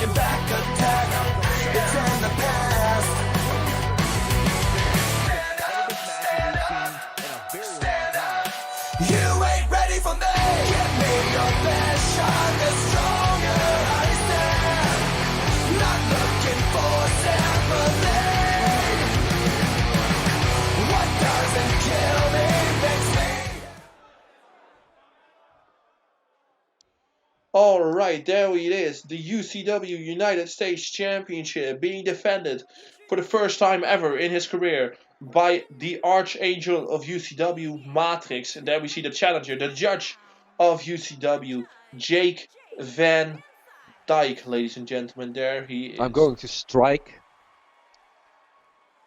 You're going to strike? What, a copyright strike? No, I'm going to strike on Sander being in the main event of New Dawn. I think this is an outrage. This is disgusting. It is just awful. I cannot believe this is happening. Alright, we get it. You aren't a fan of Sander. I know, but he won fair and square, and it is what myself and Calvin agreed on. And he's probably jumping up and down in joy after Sander took down the win at Civil Wars, now securing the #1 contender spot. But that's not what this match is all about. This match is all about that coveted UCW United States Championship. And there we see the challenger. There is the champion. And here we go, ladies and gentlemen. The bell has rung for Maartrix versus Jake Van Dijk. And they lock up. And Maartrix eventually getting the power advantage here in the early going. Let's see. We see a clean break. Yes, we are going to see a clean break. A little bit forced by the referee. But of course the tensions are high in this match, Ed. They are really high, especially for the Archangel. He wants to prove that the United States Championship is the best championship here in UCW. He wants to make it bigger than it ever was before and make it relevant again, as he says, because he thinks Dyrgos destroyed that championship. Yeah, well, probably in his mind, Dyrgos took it down to the depths of hell, and he wants to take it high up to the heavens above. And that's the impossible task. All this talk about like heaven and hell. Are we in a Bible study of some kind? I don't know what we are. Ask them. I mean, he calls himself an angel, an archangel. Isn't this your company? Yeah, huh? But that doesn't mean I know everyone's personal beliefs. As we see Jake kicking out at 1 for the first count of this match, and now a very nasty kick right to the midsection. And that is the tone that this match is probably going to have. There's a lot of bad blood here between Jake and Maartrix. Right after Jake's change of attitude, Ed, what do you feel about Jake's changing in attitude? I think with everything that happened between the Brotherhood, between him and Vinny, and just everything, you needed the change. You needed the attitude adjustment, and maybe that. Oh, and now he rolls through. What incredible core strength displayed here, and now he tucked in a neck breaker. Very nicely done by Maartrix, and as you said, I feel a little bit the same way. I think Jake thought that he was taken for granted way too long. He was taken for granted during the Brotherhood, and ever since joining the Brotherhood, things have been going downhill. He did win the European Championship. That's something he did do, but he lost it quite soon to Alex Mercury, who later retired. And then the whole thing with Vinny happened, and then he tried to help Vinny. But Vinny didn't even want his help, Ed. Now, Vinny is a different case altogether. An incredible fisherman superplex back to the ring from the apron by Maartrix, and he is showing that higher power right here tonight. Well, he is, and he has to, because in his eyes, of course, Jake is the darkness that he needs to brighten up. He needs to enlighten. And again, there he goes. Again, the pump handle into the face buster, this time transitioning into his very first pin of the matchup. And Jake kicks out at 1 again. Very nicely done by Jake here. You never know what guys like Maartrix and, of course, Dyrgos are going to hit. These guys are always changing, and Jake has to deal with one of them now. That is, of course, the Angel. They are never the same. And now again, very nice Michinoku driver, or a driver of some sort here. Very nicely done here. Let's see what Maartrix said. Again, Jake kicks out at 1. There hasn't been a 2 count in this match yet, even though a couple of powerful moves have been hit by Maartrix. Exactly. It's probably all those tapes that Jake has been studying to prepare for this match, to see how he can escape from them, or just take the lightest amount of damage. Oh, suplex blocked by Jake Van Dijk and hits him with a suplex of his own. And that's the very, very first maneuver that Jake was able to hit during this match. And now the tides are seemingly going into the favor of the judge as he rains down the punches on the face of Maartrix. And just look at the viciousness behind those punches, Ed. Yeah, that's way more vicious than we've ever seen from the judge. Yeah, and of course Jake the judge, Van Dijk. Jake Van Dijk here, he of course was the UCW United States Champion going into 2019. So that's something that he probably wants to repeat. Yeah, but he wants to do it with an attitude change.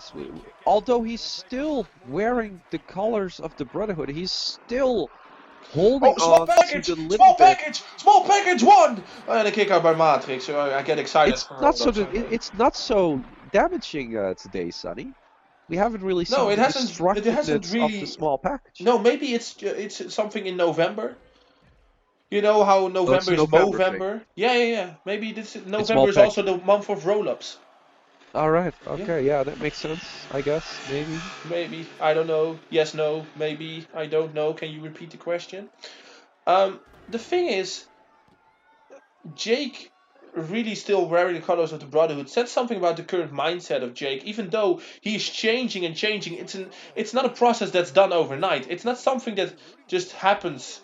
It's not. Look how long it snap of the took fingers Maartrix to come in his own, to change from the Resistance, to completely change it to something else. It took so long, and now he found his calling, and that is the calling of angels. And again, showing that incredible core strength, again rolling him and picking him up and into the tucked on the neck breaker. And Maartrix, the Archangel, it's just like you said, because it's something that I pointed out to Maartrix. I said to him, why are you still wearing the colors of the Resistance? You are not the Resistance anymore. You need to get over it. But it took Maartrix an incredible amount of time to, in his head, and to change his mindset into being a singles competitor. And maybe, because Jake Van Dijk has been a part of the Brotherhood for over 7 months, Ed. Yeah, so it's gonna take some readjusting. It's gonna take a completely different mindset, and that will come in his own in time. But for now, although his attitude has been changed and the way that he's performing in the ring has changed, more viciousness, but still holding on but you to the have past. but you have to look on. You have to hold on to the past in a way, because if you look back at 2019, starting the year, we talked about Jake being the United States Championship holder, but you don't have to forget that in the beginning of the year, in February, March of this year, they actually teamed up together. As we see a very nice Tiger driver here by Jake Van Dijk, they teamed up. Maartrix and Jake teamed up to face the Primetime Punishment, trying to take them out in 6-man tag team action.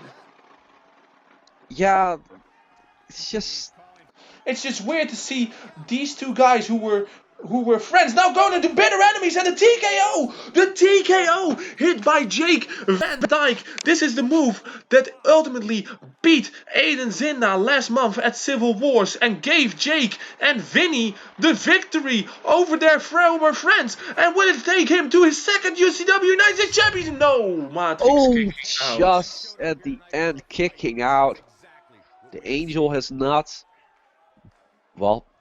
been fallen down from the heavens yet. He has not. No, not yet. Standing Spanish fly by Maartrix. Very slick maneuver. Using the momentum of Jake against him. Very nicely done by the Archangel of UCW. Yeah, and as you said, Maartrix has changed a lot from the ending of May, where it was really beginning to slow his momentum down. And he took his time, but he wait, Angel's calling, Angel's calling! Angel's calling, very sick knee strike right under the chin of Maartrix. And the Angels came calling, and he knocked out the wings of Jake Van Dijk. And now going for the pinfall. The 1, the 2, and the 3, and just like that, Maartrix puts away the judge of UCW. He knocked on heaven's door, and they answered with the Angels coming. It is just...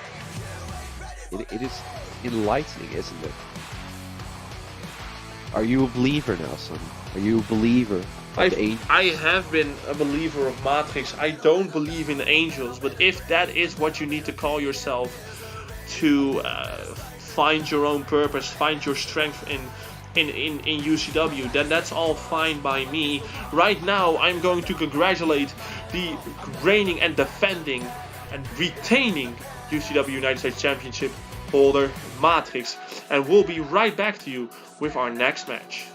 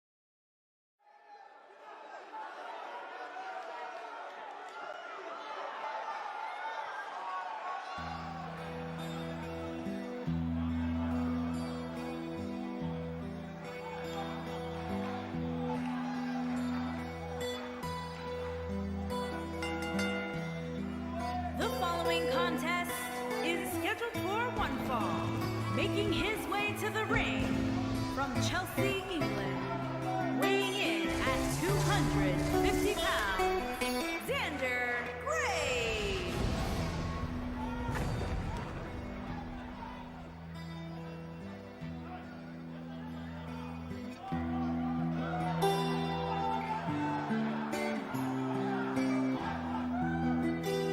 There's an absolutely big fight feel in the arena tonight for this one. Yeah, and judging from the vibe here currently, it seems to me like this is the one this sold-out crowd came to see.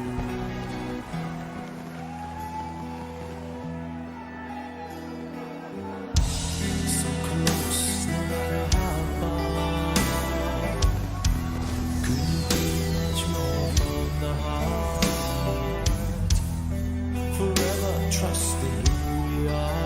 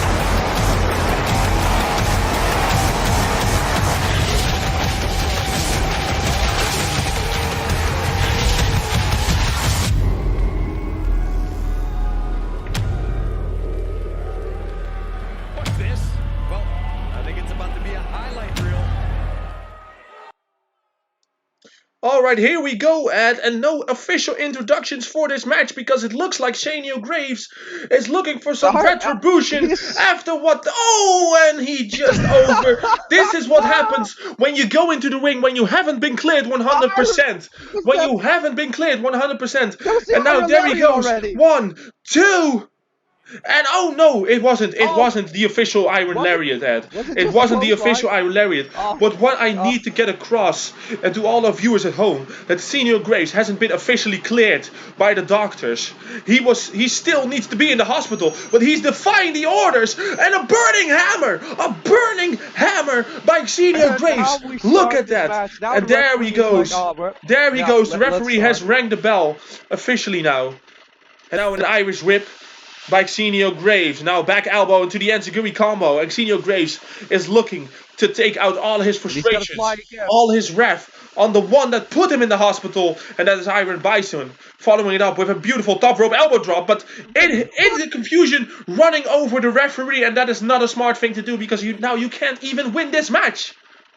Maybe he went into the cupboard of Stephen Bass and got the wrong kind of drink before the match. It happens. Happens to the best of them. And now Xenio Graves with Iron Base.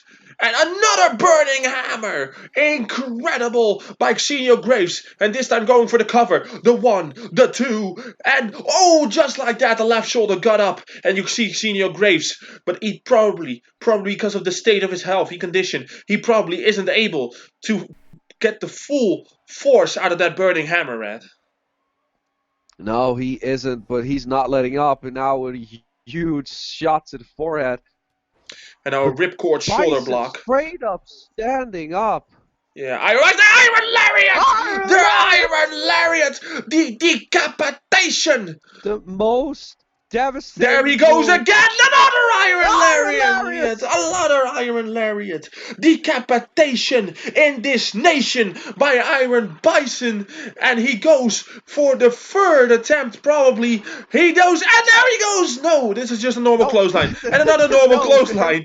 And a single leg dropkick to follow it up with. And Iron Bison is hitting all the check marks and an incredible headbutt. Incredible headbutt. 2020 belongs to the Iron Bison. He is showing that he is going to take UCW by a storm. Yeah, and there he goes. He is signaling, Ed. He is signaling yet again. And Xenio is struggling to even get back to his feet. And now a lariat right to the back of Xenio Graves. And now Xenio now with the knee lift right out of nowhere. Iron Bison didn't see that coming. I promise you that. And now a discus forearm. A discus forearm by Xenio Graves. And now Iron Bison powering out with the back body drop.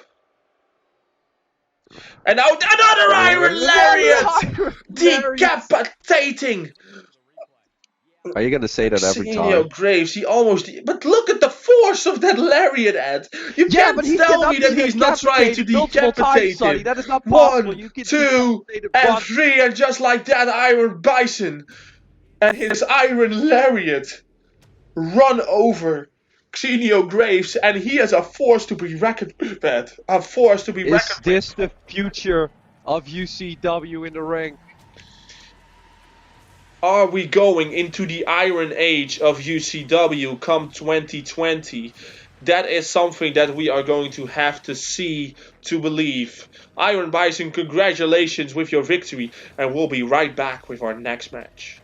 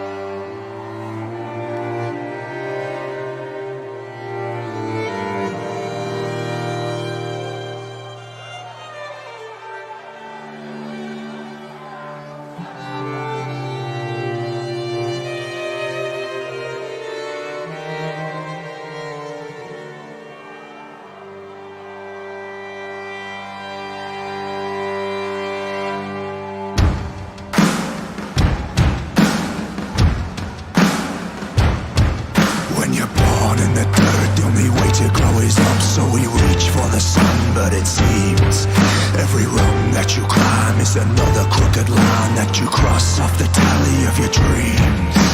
Don't step out of line, kid, you learn it pretty fast. Every face has its place in the crowd. They'll give you all the answers so you don't ask any questions. And they march with a smile into the ground. And we all go to heaven in a little robot. So put your hands up, put your hands up. If calling for the scraps won't ever be enough, put your hands up, put your hands up. The writing's on the wall, this ain't ever gonna stop. Put your hands up, put your hands up. If calling for the scraps won't ever be enough, put your hands up, put your hands up. We'll fight until we die, this ain't ever gonna stop. This straight hog world, this sick sad place, got a belly full of maggots and disease. Every apple here is rotten, every blessing is a curse, every word is a lie, you best believe. We take one step forward, then two steps back, in a race to the bottom of the barrel. They teach us how to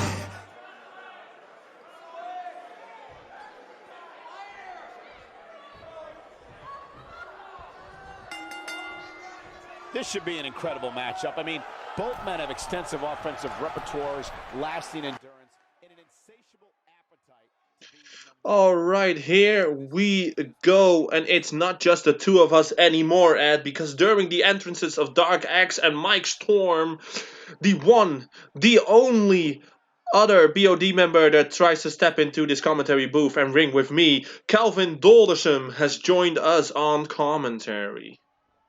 Good evening, Ed and Sonny.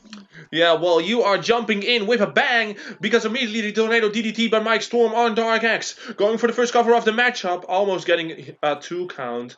And this match is, well, you can say it's a little bit weird because there hasn't really been a reason for these two to hate one another. They just hate one another. It's just as simple as that. It started all with the Battle Royal, which Stephan Base won. They were just trying to show each other what you can do, I can do better. And that's why this match has been made. And we have seen it in the build-up as well. What Dark X did, Mike Storm did it better. What Mike Storm did Dark X better. Yeah, and now the splash by Mike Storm. And of course, that's what Calvin is talking about. I'm not sure why Ed is afraid to talk right now. You're not being replaced yet. To talk. I'm not replacing you yet. And now a lariat by Dark X, who has really let himself grow, and his hair as well. And now an Irish whip right into the turnbuckle, into the German by Dark X. I'm just looking at a man that makes the same mistakes as something Sauce Lee. Wrestling in a suit. It's a complete suit. Yeah, it's a complete suit. Yeah, he took notes from Dave Williams, I think. Yeah, and that was such a great career. Well, he won a championship. I mean, Dark X doesn't know how to win one of those, so. That is true. That is true. Maybe it's the one thing that's gonna help him to propel him into that championship picture. Ed, you never know what's gonna happen in UCW. And of course, I want to know to which barber he goes, because damn, his hair grow long. Well, he isn't going to any barber if his hair is that long. But that's his the hair most stupidest question that I've ever heard. His hair is shining. That is called extensions. Or L'Oreal. Yeah, Or that's L'Oreal. not true, because he's not worth it. Yeah. No, he's not worth it, no. So, a barber did it probably. No, he's not Jamaican. It's not dreadlocks, you idiots. Guys, and I'm not going to a barber because I'm going bald, so... That's not relevant information. No! It is. It's not relevant information. What kind of relevancy does this match get from you telling people that you're bald? We know. We saw the match. You had no hair then. Sonny, we had our differences, but we are professionals. Oh, the roll We up! need to do The roll up! combat. Oh, the rope break. The Since rope break. when Almost. is Sonny a professional? That's what I want to know. He He is not. he We had went a in the difference. ring and he kicked Marcus Fenix. No, while not I being in did the match. not How kick do Marcus you call Fenix. that professional? That is Kelvin? showing. That is showing why I am much better than Sonny, and that's why Team Kelvin won over Sonny. As you hear, the Undertaker riding off on his motorcycle. You know, you can talk about how I kicked Marcus, but I didn't. Because if I did, bear with me here. I'm gonna. No. Stop talking, you child. If I did, then Marcus would have won via DQ. So No, I because you did not paid the kick ref. him. I literally pay Probably the ref. the Yeah, first that's what I do. payment in like Because a I'm the general year manager and that I he take had. care of all the No, that paychecks, was the even first, yours. No, that was the first payment in a year. And now the running big boot into the heel kick by Mike Storm. And now Mike Storm is going to pin Dark Axe. And is he going to win this match with it? No. Kick out at 2.5. I still remember the referee had to ride in the same car as the wrestlers to go to the forest. And now the kick missed by Dark Axe into the facebuster, into the pop-up knee. And again the heel kick. Again that awesome combo by Mike Storm. And yes, I'm going to ignore what Ed just said. Because I'm going to be 100% truthful about this. I didn't listen. So I don't know what you said. This you didn't listen. only confirms that I'm much more of a professional than Sonny is. Because my team won over Sonny, and he just cannot accept Marcus Fenix for walking away. And that's why this whole rivalry is brewing. Please tell me why your team winning and Marcus walking off you are somehow connected. Against the superstar. You holding a grudge. While I'm sitting here. I'm mad for him leaving my team. After the powerbomb, Dark Axe pinning Mike Storm, and Mike Storm just able to get that right shoulder You know, this up. is not the first grudge Sonny has against a superstar. He has a grudge against many. It, Sonny. Just accept it. No, and I'm leave not Marcus going to alone. accept it. No, this proves that I'm more professional than you are. Because I'm not holding a grudge against you. Nobody in your team walked off. So there's no grudge to be held, and they won. Jesus, are you dumb? Top rope elbow drop, going for the cover yet again, because I actually care about this match and you two don't. Because we had our differences, and I'm not holding a grudge after the fight. We are not holding a grudge because my team won. You haven't even seen what happens after your match. You don't know if Arthur Stein and Sander Cool are still going to be a team after Sander Cool picked probably his only opportunity that Arthur Stein will ever get at main eventing a pay-per-view. And now Mike Storm with the DDT on the apron. And it busted open the face of Dark Axe. He is bleeding from the top of his head. I think we need a doctor. Ref, get a doctor. This is a match. The referee will get a doctor after it. Oh! And now all of a sudden, from the darkness, Justin has emerged with the inverted facebuster right onto Dark Axe. And that is what happens when you don't not listening to your boss. And another. This is why you should always listen to whoever is in charge of you. That is what I did. Legends. That is what I did when I had to be the lackey of Dark Axe. I listened to him. No, you didn't listen. You let didn't me listen at all go because I was such a good little boy. Sonny. But now Mike Storm is going to cash in the fruits of Justin's labor. As he throws. If I remember correctly, Johnny Riddle defeated Dark Axe, so Dark Axe needed to listen to Justin, but he never helped him in the last month. Yeah, Dark Axe has brought this upon himself. And now Mike Storm going to the top rope. What's he going to do now? There he goes! What an elbow drop! Insane elbow from Mike Storm, and that's going to get him the victory over Dark Axe. Mike Storm cashing in his first pay-per-view win of 2019. And this has really been a night of the rookies, Ed and Kelvin.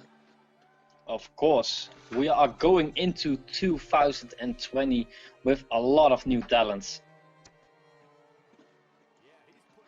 Yeah, that is very true. And we are going to watch some highlights from the match. We need to know why Justin attacked Dark X. We needed to hear his explanation. But for now, we are going to say congratulations to Mike Storm. And we'll see you during the next match. It's another crooked line that you cross off the tally of your dreams. Don't step out of line, get you in it pretty fast. Every face has its place in the crowd. They'll give you all the answers so you don't ask any questions. And they march with a smile into the ground. And we all go to heaven in a little robot. So put your hands up, put your hands up. If calling for the scraps won't ever be enough, put your hands up, put your hands up. The writing's on the wall, this ain't ever gonna stop. Put your hands up, put your hands up. If calling for the scraps won't ever be enough, put your hands up, put your hands up. We'll fight until we die, this ain't ever gonna stop.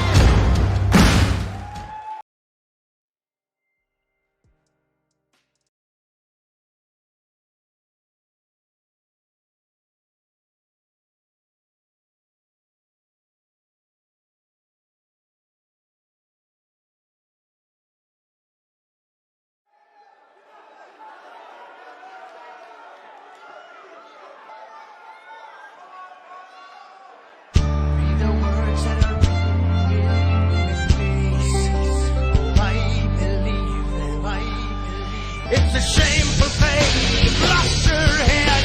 A careless man who could wind up dead. You wear your sin like it's some kind of prize. Too many lies, too many lies. Oh, these words are true, and I'll make you believe. Yeah, you fight for air and some will just agree. And you wear your cowardice well, and I will see you riding straight to hell.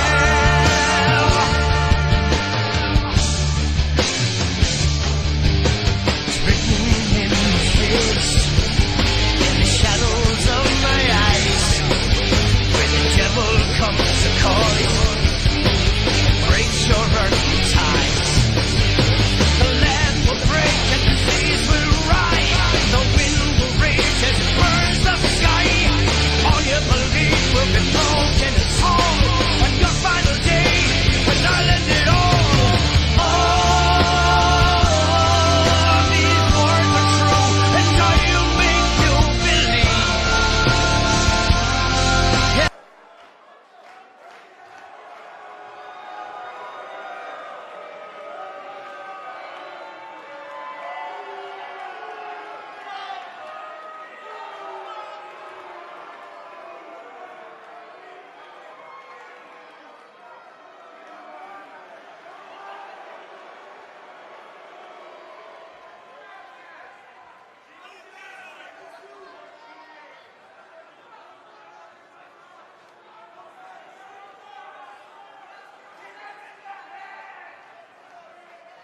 As we get ready for this tag team match, Byron, tell me, who do you like in this one? Come on, Michael, you know I can't answer that. Look at these teams. They both have what it takes to be the most dominant team WWE has seen in quite some time. There's almost no way to confidently pick one over the other.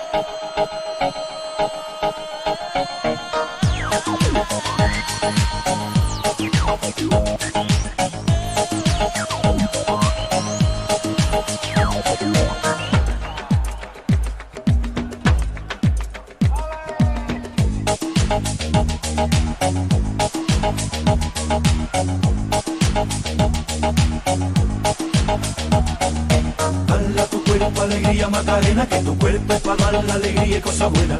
Dala tu cuerpo alegría Macarena, Macarena. Dala tu cuerpo alegría Macarena, que tu cuerpo es para dar la alegría y cosas buenas. Dala tu cuerpo alegría Macarena, Macarena. Macarena tiene un novio que se llama de apellido Vitorino. Y en la jura de bandera del muchacho se la dio con dos amigos. Macarena tiene un novio que se llama de apellido Vitorino. Y en la jura de bandera del muchacho se la dio con dos amigos. Dala tu cuerpo alegría Macarena, que tu cuerpo es para dar la alegría y cosas buenas. Dala tu cuerpo alegría Macarena, Macarena. Dala tu cuerpo alegría Macarena, que tu cuerpo es para dar la alegría y cosas buenas. Dala tu cuerpo alegría Macarena, Macarena. Macarena, Macarena, Macarena, que te gustan los veranos de Marbella. Macarena, Macarena, Macarena, que te gusta la movida guerrillera.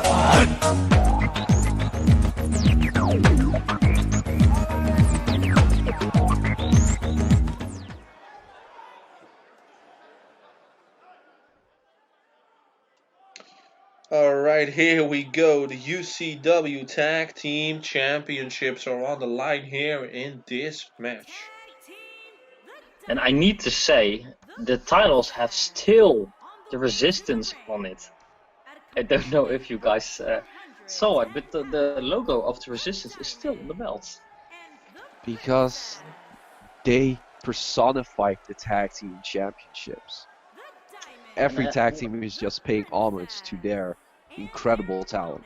They paved the way for teams like the SBS and teams like the CDC. No offense at the former CDC. And for teams like Big Bram and Russell Wellington, and maybe the new CDC. The new CDC. Listen, the old CDC had any success. Why would the new CDC be any different? Because they have Big Bram. Oh, because they have Big Bram, yeah. Ooh, he is such an illustrious career. You know what? This match is gonna start. It is all right, time here to we flip go. people off, baby. No, it's not gonna happen because Azrael has different ideas. And now starting off with the forearms right to the back of Vinnie Jones. And of course, Vinnie Jones and Azrael have met several times, but Azrael has never been able to pin Vinnie Jones as of this moment. And Sven Pieneman immediately showing why he is a tag team player as he tags himself in and hits Azrael with a sling blade. And no, ladies and gentlemen, I know what you are thinking. This is not Dirty Dutch. This is Sven Pieneman, the teacher. Yeah, that's pretty much it. I guess he didn't have new gear. So do you know what teachers get paid? It's not a great salary. A discus forearm right to the face of Azrael Victor. As Sven Pieneman is effectively earning his money's due in his second job. Well, that's why he probably, did this to get some extra money. And now Azrael coming down to the chop and cutting off Sven Pieneman's attempt to getting up. I can see some ring rust from Sven Pieneman.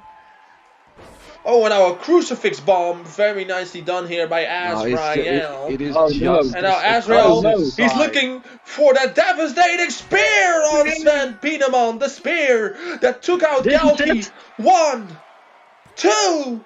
And oh, Sven still able to cut that left shoulder up, and you see the face of Azrael. This newly founded aggression. I'm gonna say this every single time, but after the loss against Dylan Mason, Azrael has showed a different side of himself. Well, not only Azrael, but Galki is showing more attentions that lead to the version of the PTP Galki than the SBS Galki, and you can't really deny that, Kelvin.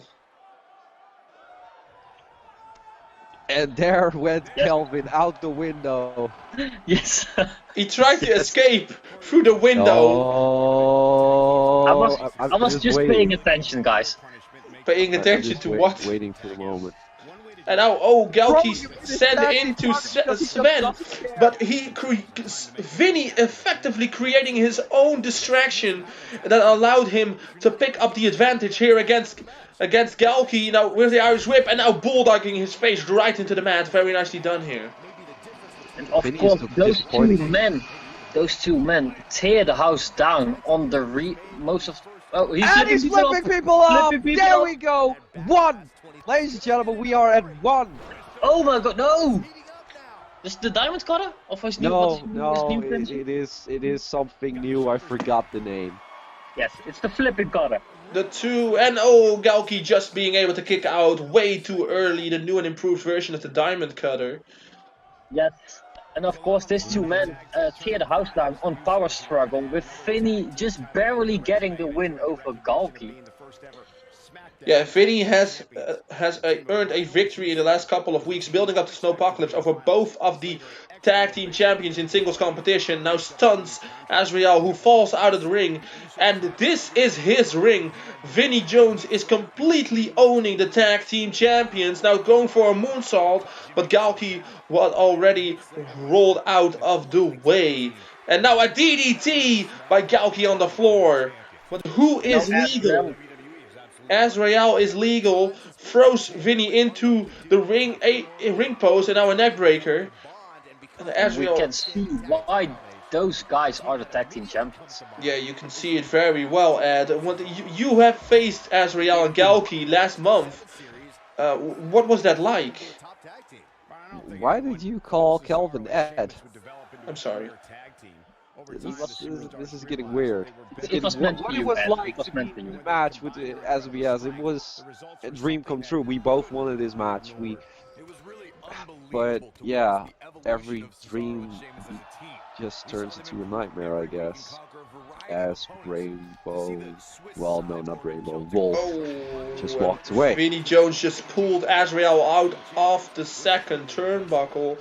And now it looks like Sven and Vinny are going to take control, as they have their first official tag team move of the match. Drop toe hold into the back elbow combo. Very nicely done here. Sven rolling over Azrael to going for the pinfall, and Galki comes in to make the save. He just ran past Vinny, who hits him with a Russian leg sweep for his troubles. And now it's Sven and Azrael who are legal, but Sven is going to take the punishment right to Galki. And this is smart. Take Galki out of the match and focus on Azrael. He's just teaching him some stuff that he used to teach the kids as well, you know. Oh, and here we go. Ooh, a prettier. A 1, a 2.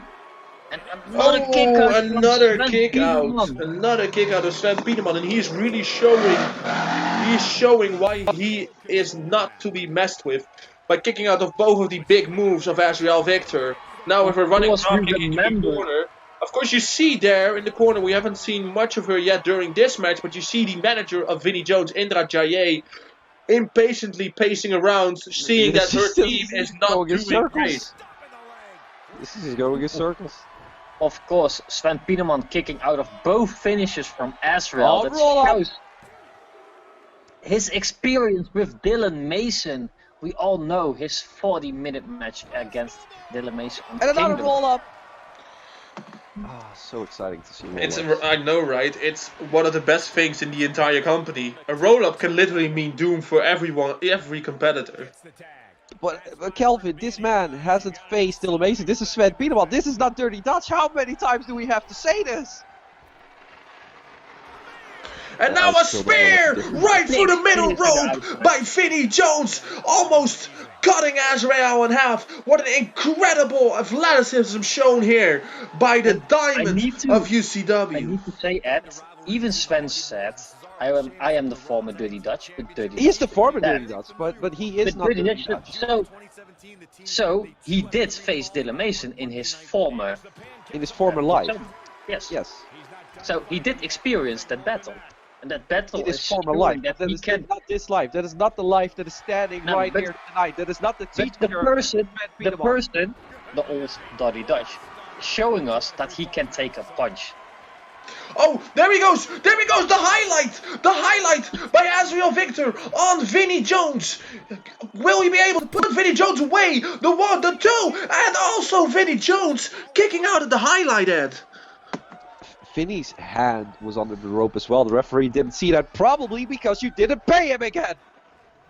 Oh, right. All right. It's also always the fault of somebody else. Always the fault of somebody else. Always your fault. And now a He tag doesn't team punch us with a move, tag team move. smashing down Vinnie Jones. Vinnie Jones.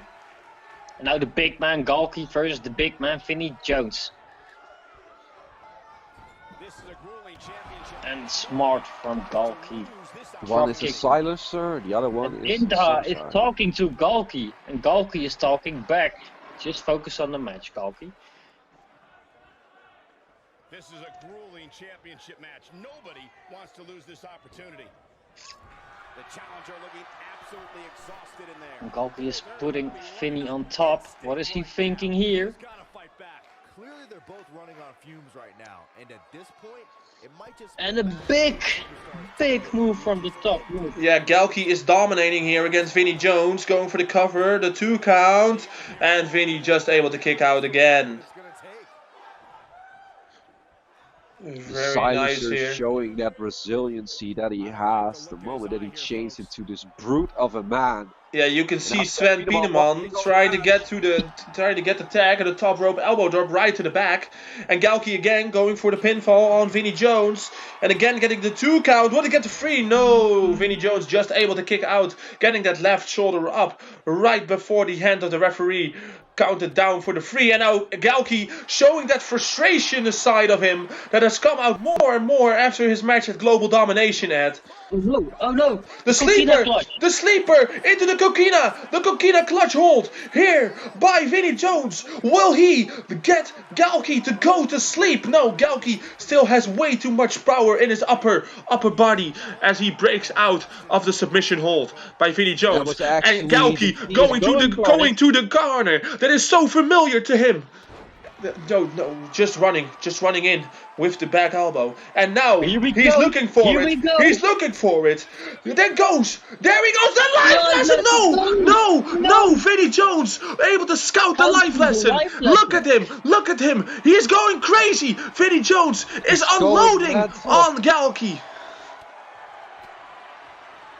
Galki doesn't know what's hitting him. And Galki is down. And now Vinnie Jones. Now Vinnie Jones going to his corner, but Sven isn't 100% right now. And now he is going for the tag, and now Sven is legal together with Galki. And now Sven immediately taking Galki onto his shoulders and hitting a very nice running Death Valley driver. Teaching the Galk. It's ironic. The teacher is teaching the former Mr. Life lesson. That's a very ironic thing indeed. Ironic. And there he goes for the 2, and Galki's partner Azrael coming in for the save.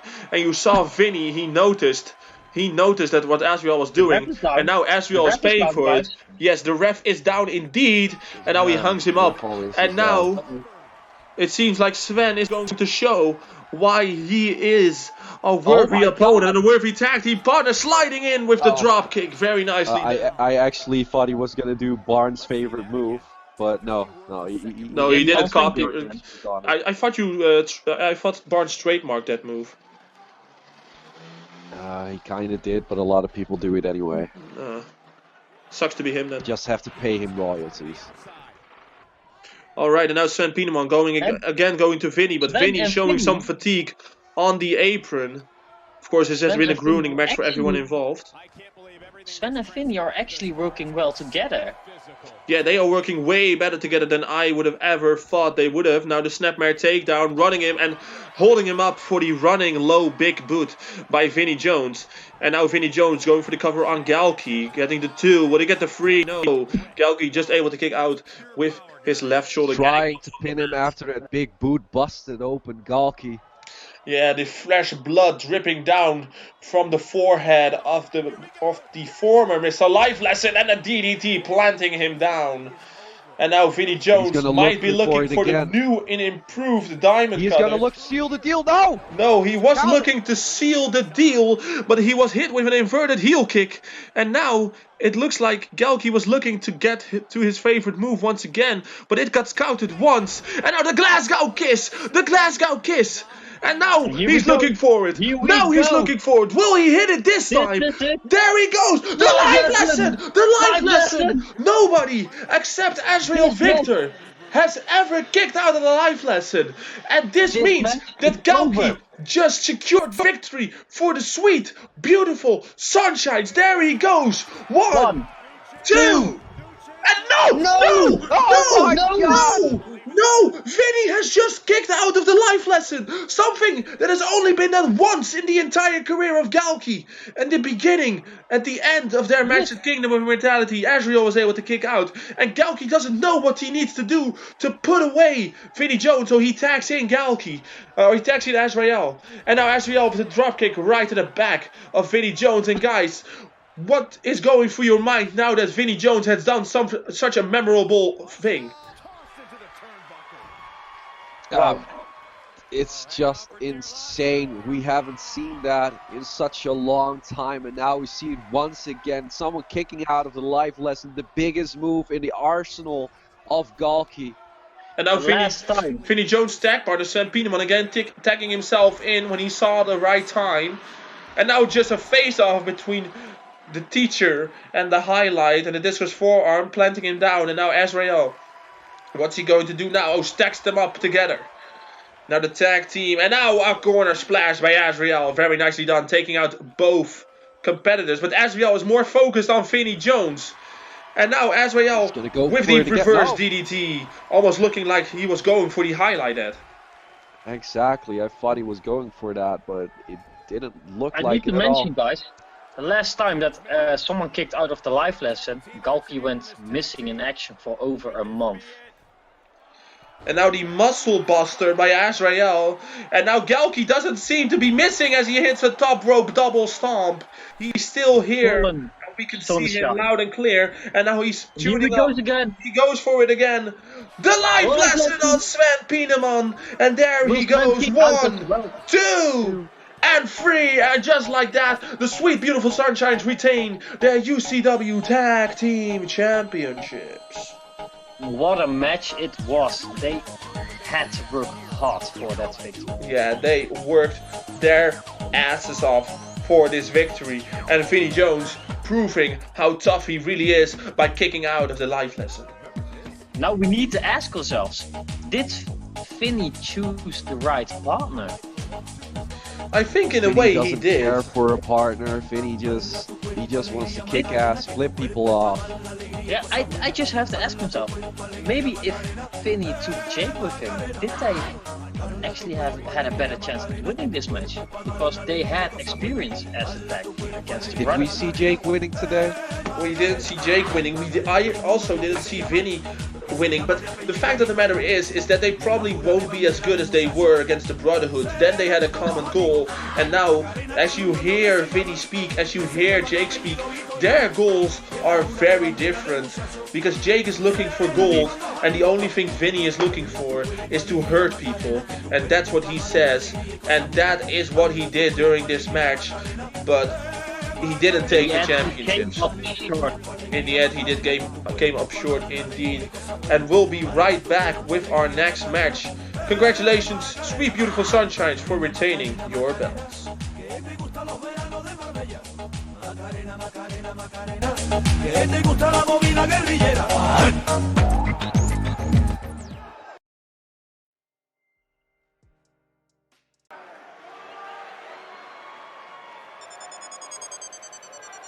Escobar season has returned.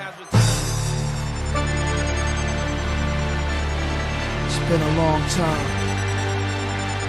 Been a long time coming. It's life or death for me, man. But you know, there's no turning back now. This is what makes me. This is what I am. Feel me? You can hate me now, QB, but I won't stop now. Cause I can't stop now. Brave hearts. You can hate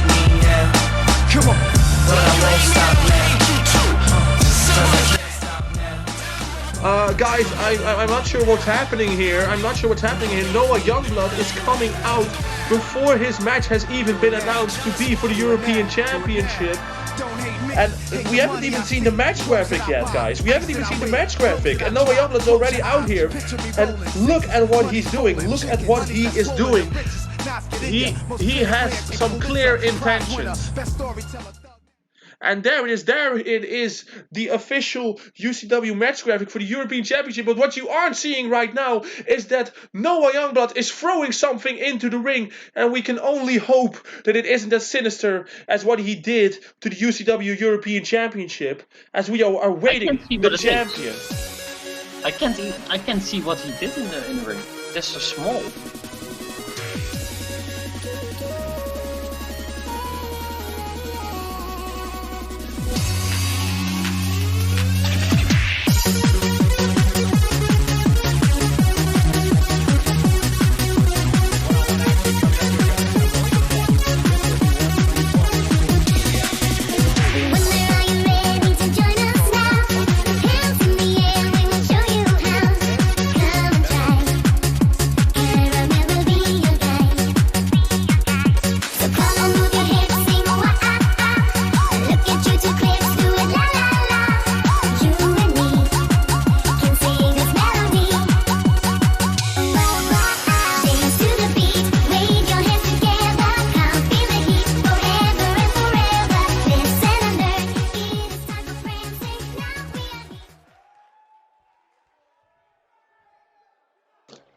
Alright, here we go, and there we see what used to be the European Championship. It has been destroyed, and now Eddie has made a new one, but it is a legacy that the first one has been won by so many champions, worn by so many great competitors, and Noah Youngblood stamped his foot down on the legacy of the UCW European Championship in his blood-feuded rivalry with Eddie Charisma, who has won the belt at Famous Last Words, and has held it with pride ever since. Look in that man's face.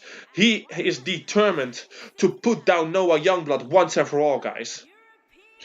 And just take a look at where Eddie is looking. He's looking at the middle of the ring, and I don't know what it is. Noah Youngblood has thrown something. He has thrown something in the middle of the ring, and it's going to take a part in this match, but I am not sure what it is. Our cameras haven't been fully up in there, and we can't see from our point of view specifically what it is. Ed, do you have any suggestions for what it might be?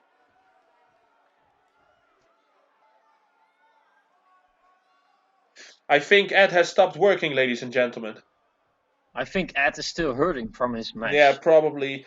Ed is still hurting after that match with Rainbow Wolf.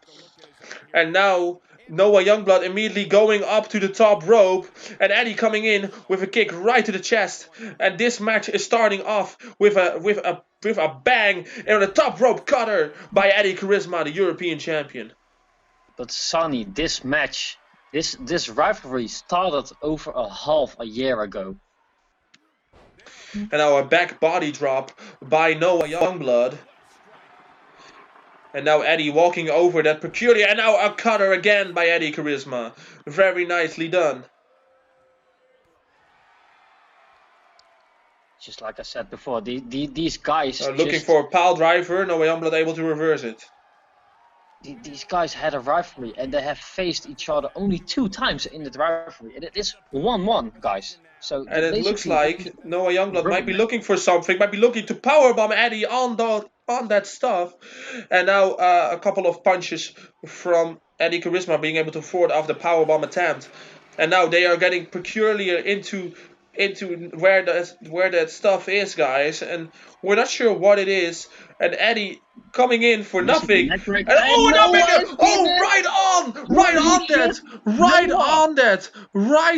on that, and oh my god, look at the back! Thumbtacks into the back of Noah Youngblood as he's been slammed down by Eddie Charisma. Look at the back into the cutter. The thumbtacks, holy shit, guys! Look at the back of Noah Youngblood. He is bleeding like a grunt, guys. Oh my and god. Eddie is taking advantage of it, slamming Noah over and over again into the mat.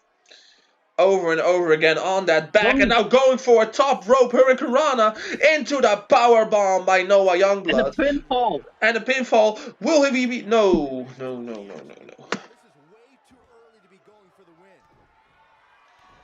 Holy shit, so he took thumbtacks, he threw them into the ring, and he just fell on it himself. Yeah, he wanted to plan. Oh, that must hurt.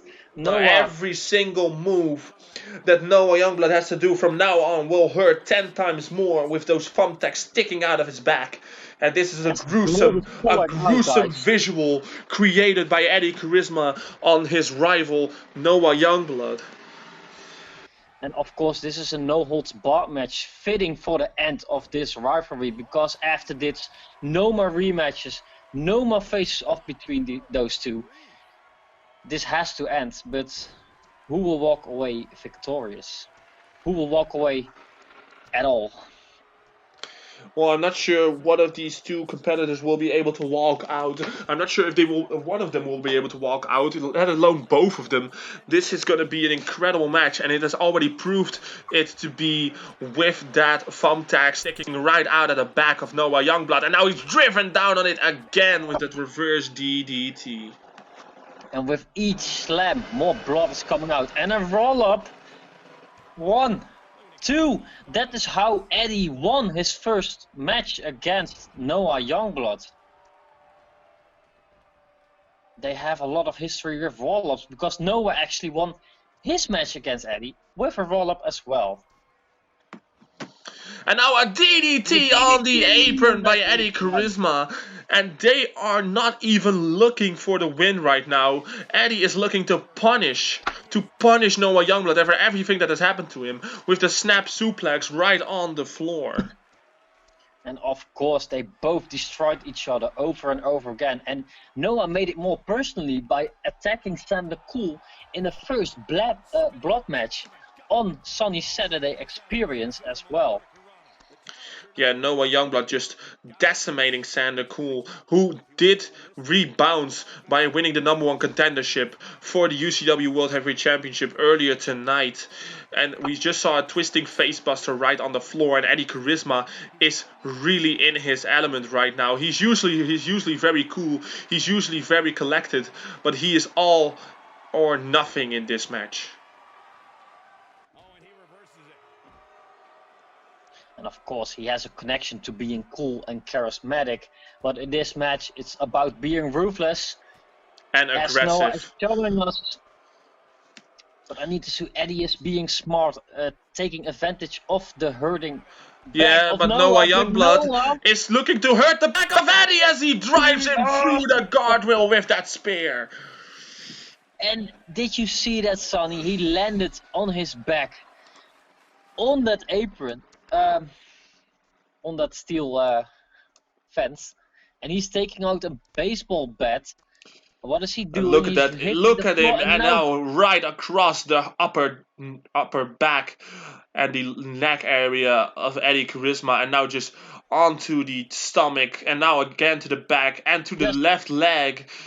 This is becoming a gruesome match by the minute. Just punishing Eddie again and again. And Eddie just being out of and now Noah Youngblood with Eddie Charisma in the powerbomb position, and he was able to fight out of it. Oh, and now right on the edge of those stairs, Eddie Charisma gets powerbomb.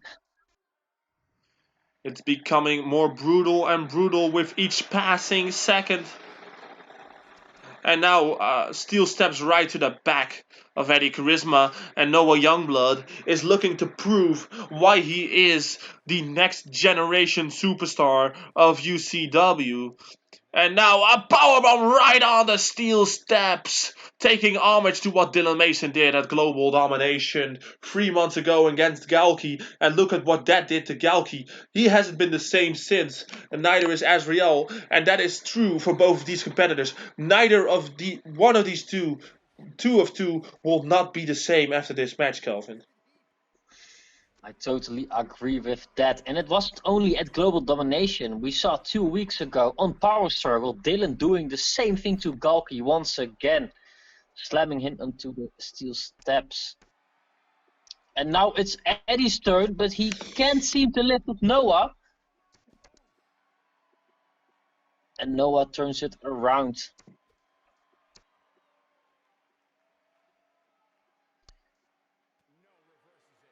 And we can see both men just hating each other, just hitting with everything they have. They just don't only want to win this match. They just don't only want to win the title. They just want to destroy each other. They want to end their careers. Yeah, and that is a super kick by Eddie Charisma. Very nicely done here.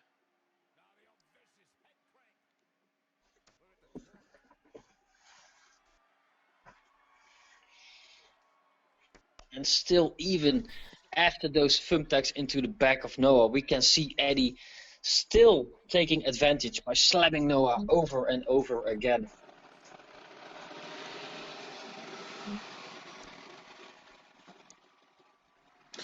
Yeah, and that is just something that Eddie has been doing for the past 10 minutes as long as this match has been going on, and it's becoming more uncomfortable every passing second, seeing the dried up blood. That's how long the blood has been there. It has already dried up, Kelvin. And this is sick.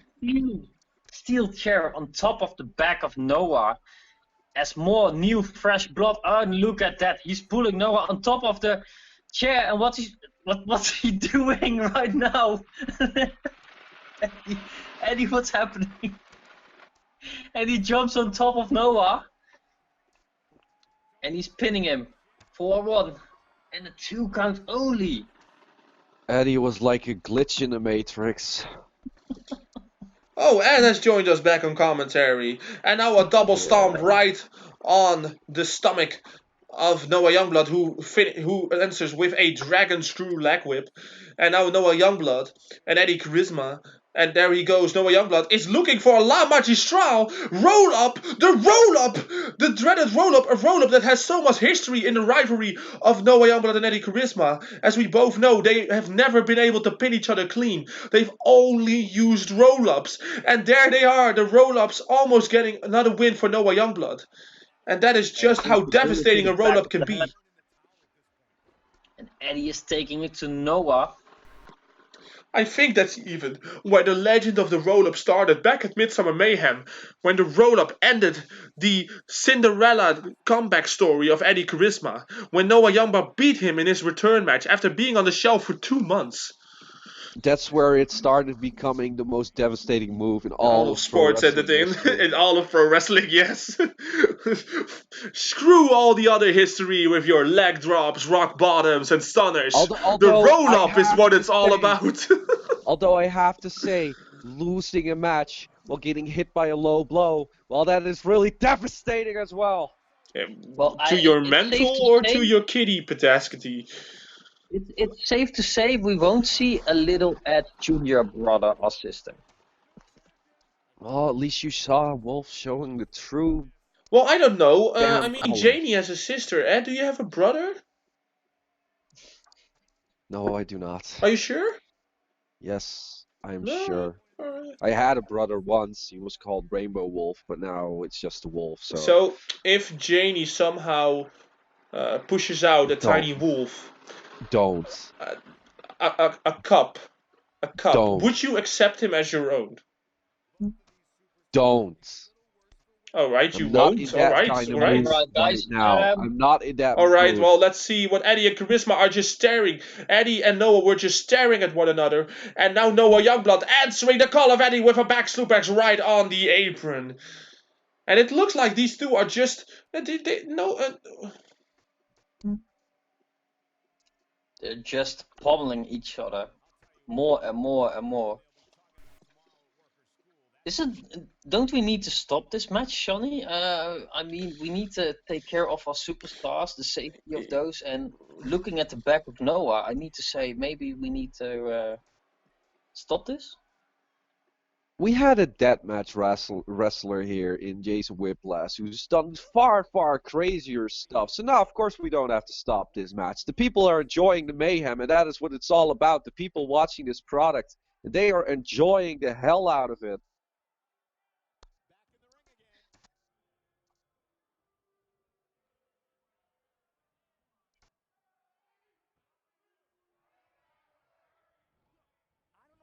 Oh ja, doe ik zo even.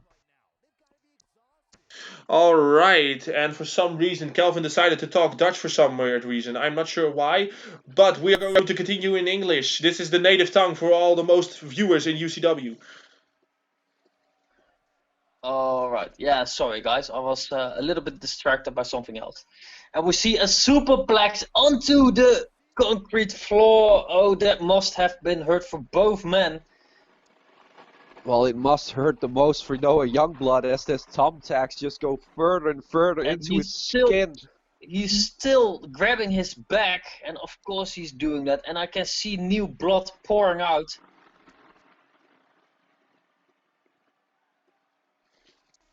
Yeah, this has been an incredible matchup so far, and the hate that Noah Youngblood has for Eddie Charisma, the hate that Eddie Charisma has for Noah Youngblood, I think in all of the history of 2019,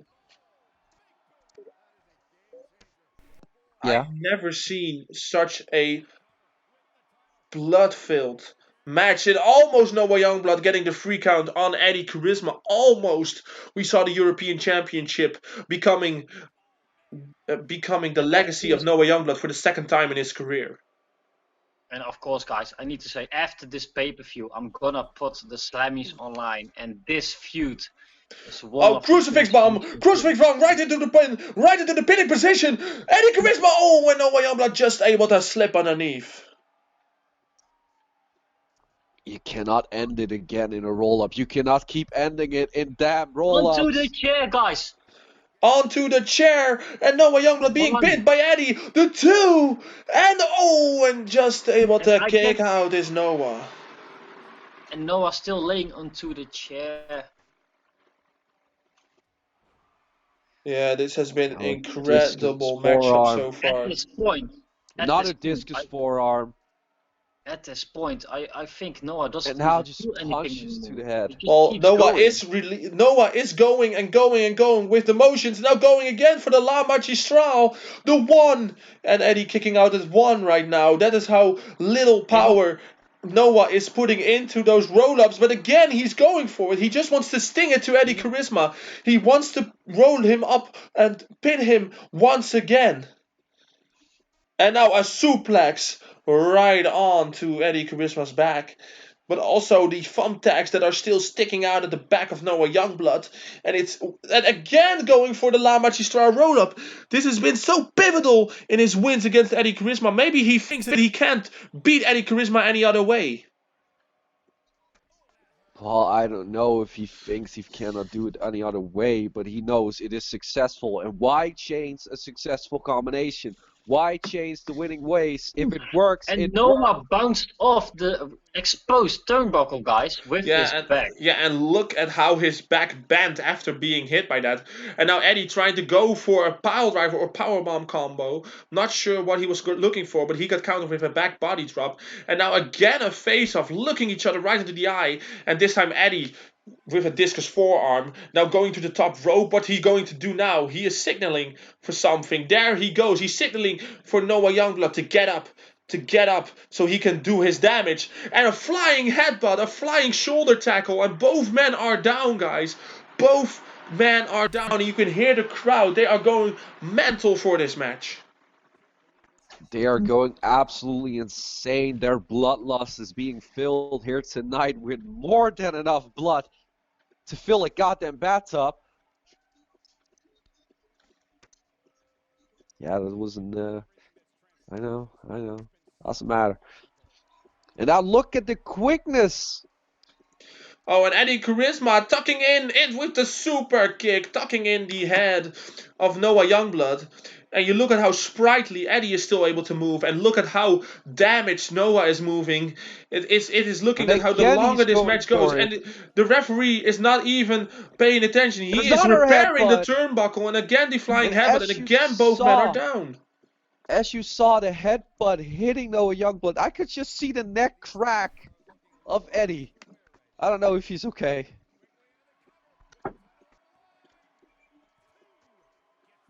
And another kick out from Noah.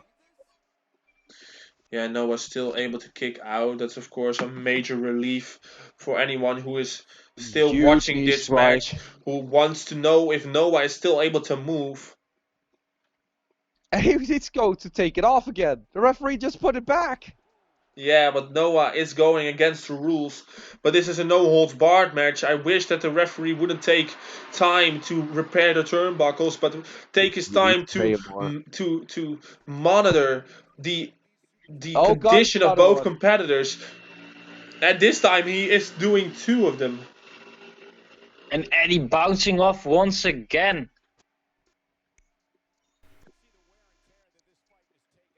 That exposed steel, that hurts. I've been in that situation before. Head first, guys.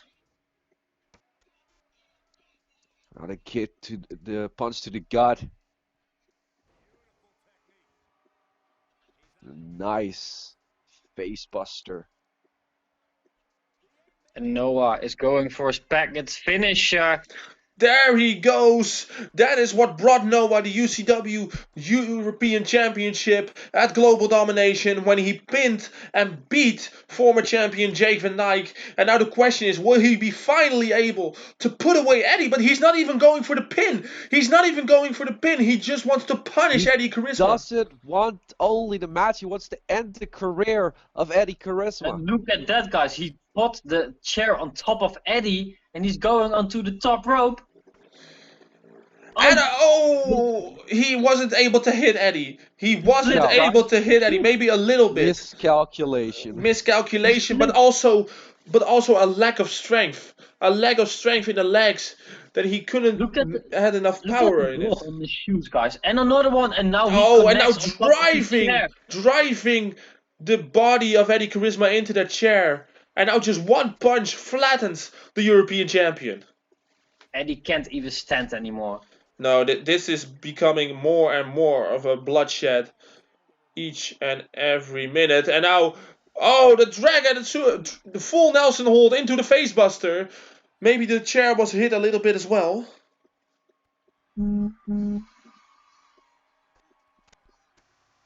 And a kick to the back, but they are not stopping. And the referee is there he goes again. There Noah goes again. Again that finishing maneuver on Eddie Charisma. This is the second one. The second one that he has hit today. And the question now is he going to pin Noah Youngblood? Is Noah Youngblood going to make the pin on Eddie Charisma? Yes, he is. He is going to make the pin. Will this be enough? Will we have a new champion? Yes! Noah Youngblood. Noah Youngblood does it. That man.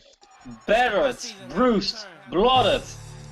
With the thumb tags still sticking out of his back, Noah Youngblood captured the European Championship for the second time. The first ever UCW 2-time European champion.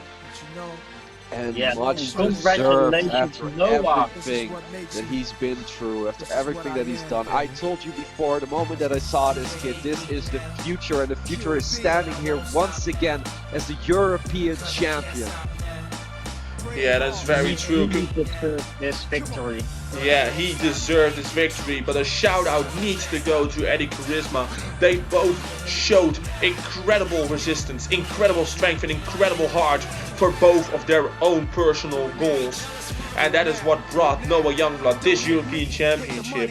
And we'll be right back, because next up, ladies and gentlemen, it's your main event. Money folding, chicken, honeys that's swollen, the richest, not in ya, most critically. A Pulitzer Prize winner, best storyteller, thug narrator, my style's greater, model data, big threat to a lot of you haters, commentators.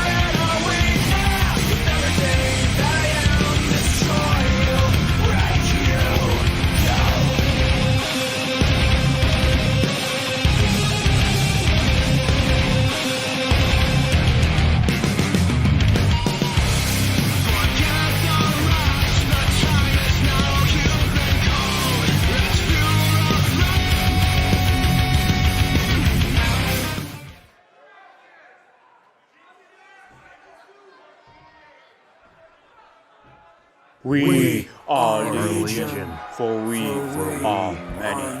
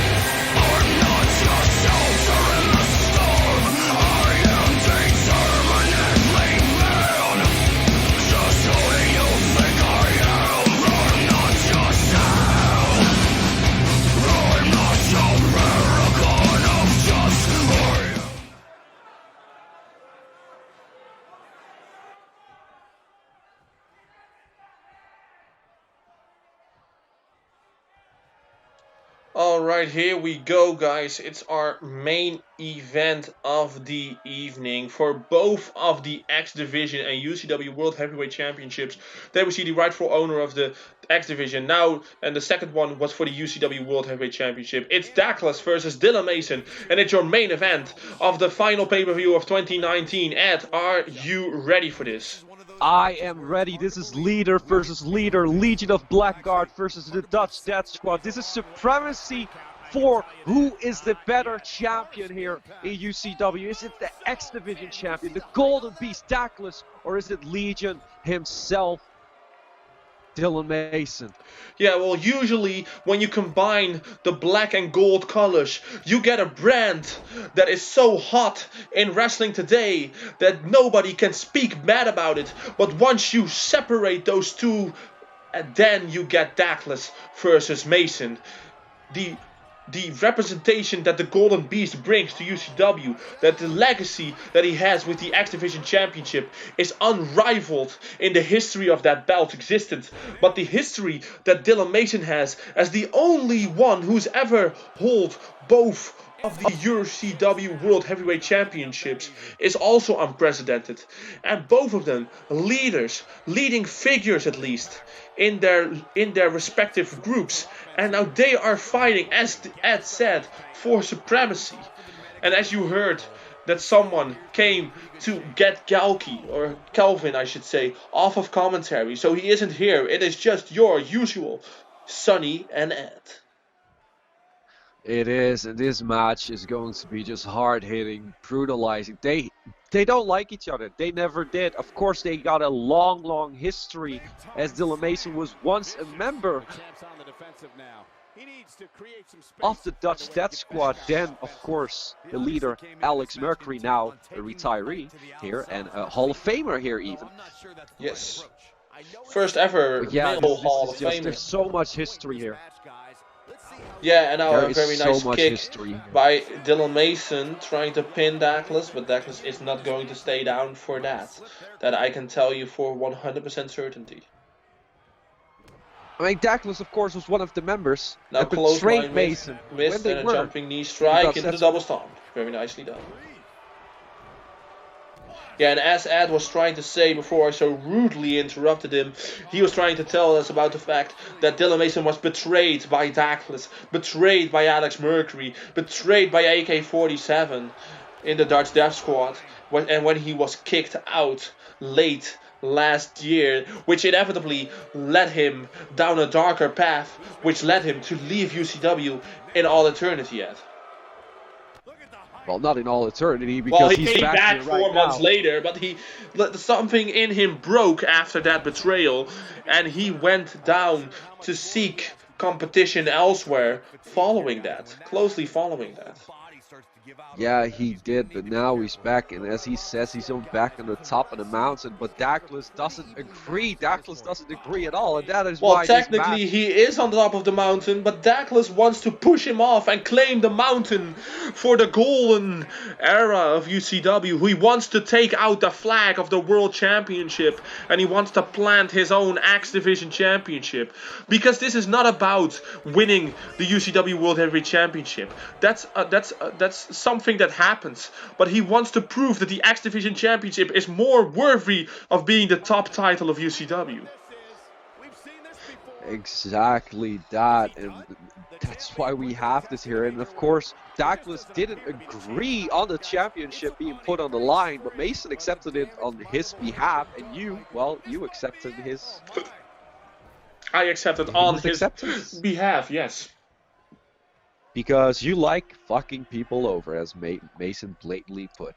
Looks to me like these superstars are running on fumes right about now. Listen, you're not gonna have comment. You are trying to tell me, or trying to make it seem like I accepted on something that Douglas didn't want. If I knew that Douglas didn't want it to be for his X Division Championship, then I wouldn't have accepted for him. But I know Douglas better than you know Douglas had. So don't try to blame this on me. Because after this match is over, not only will Douglas be the X Division champion, he will be the world champion as well. Look at him. Look at the specimen that is the Golden Beast. Nobody in UCW. So you are pro Douglas? I am pro Douglas, yes. What a surprise. You don't like Mason. What a surprise that is. As he now hits a nice stomp on the chest, of course. The big chest of Douglas, because that is a big, big man. Yeah, it really is.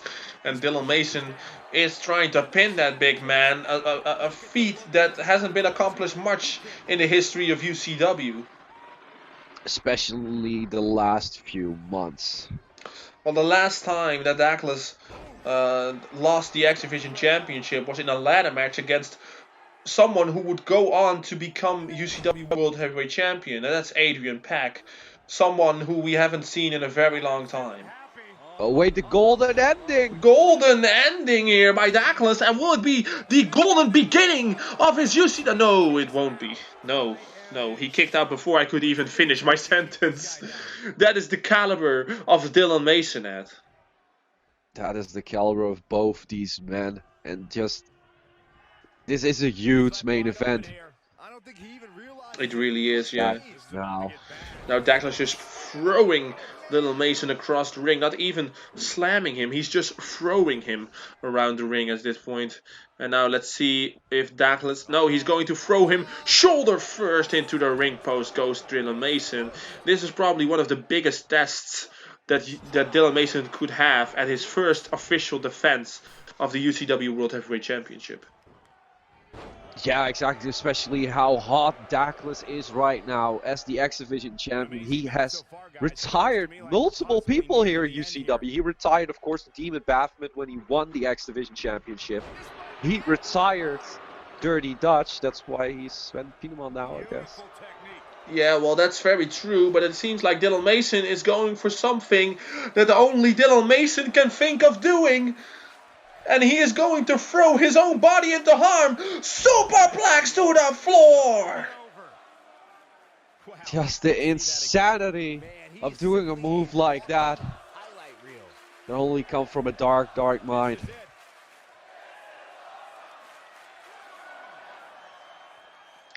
Only from the mind of Dylan Mason can come something that dark, as we see a jumping knee strike. And of course, it was at last month's Civil War's pay-per-view that Dylan Mason captured the UCW World Heavyweight Championship in the main event. And now he's Not defending only it that, for the first time. because what happened after that, Sonny? What happened after was the forming of Legion of Blackguard. Dyrgos, Lewis Taylor and Stephan Bass joining forces, and it has only been a good joining of forces ever since, because we saw earlier tonight Stephan Bass capturing the UCW Television Championship on behalf of Legion, as we see a splash missing, and it seems like what must goes up must come down. The Golden Beast Bomb! By Douglas. So brutal. And is it gonna be enough? Yeah, but that is what captured the X Division Championship for Douglas in the first place. Will it give him? Will he be Douglas 2 belts? No, kick out. Dylan Mason. It doesn't even have a good ring to it. No, it really doesn't feel. You can't feel it. No. And now a big clothesline following it up by Douglas. And now he's just raining down the punches. Another knee strike by Mason. Of course, his knee strikes are lethal, maybe the most lethal in the business. Yeah, I'm not really sure what it is, but I'm hearing something in my left earpiece from the backstage security. Someone, a masked figure, has broken into the arena, Ed. What, a mask? Someone, they don't know who it is, but somehow someone broke into this arena. He took out security. And the other securities that were stationed somewhere else have reported that 2 of them have been down. Oh my God, Bob is back! No, God damn it, no, not again! It is Bob! Bob is back and Dylan here. Mason now. Wait. Dylan Mason now, what is he looking for here? He's laying down Douglas on the guardrail. And now Dylan Mason.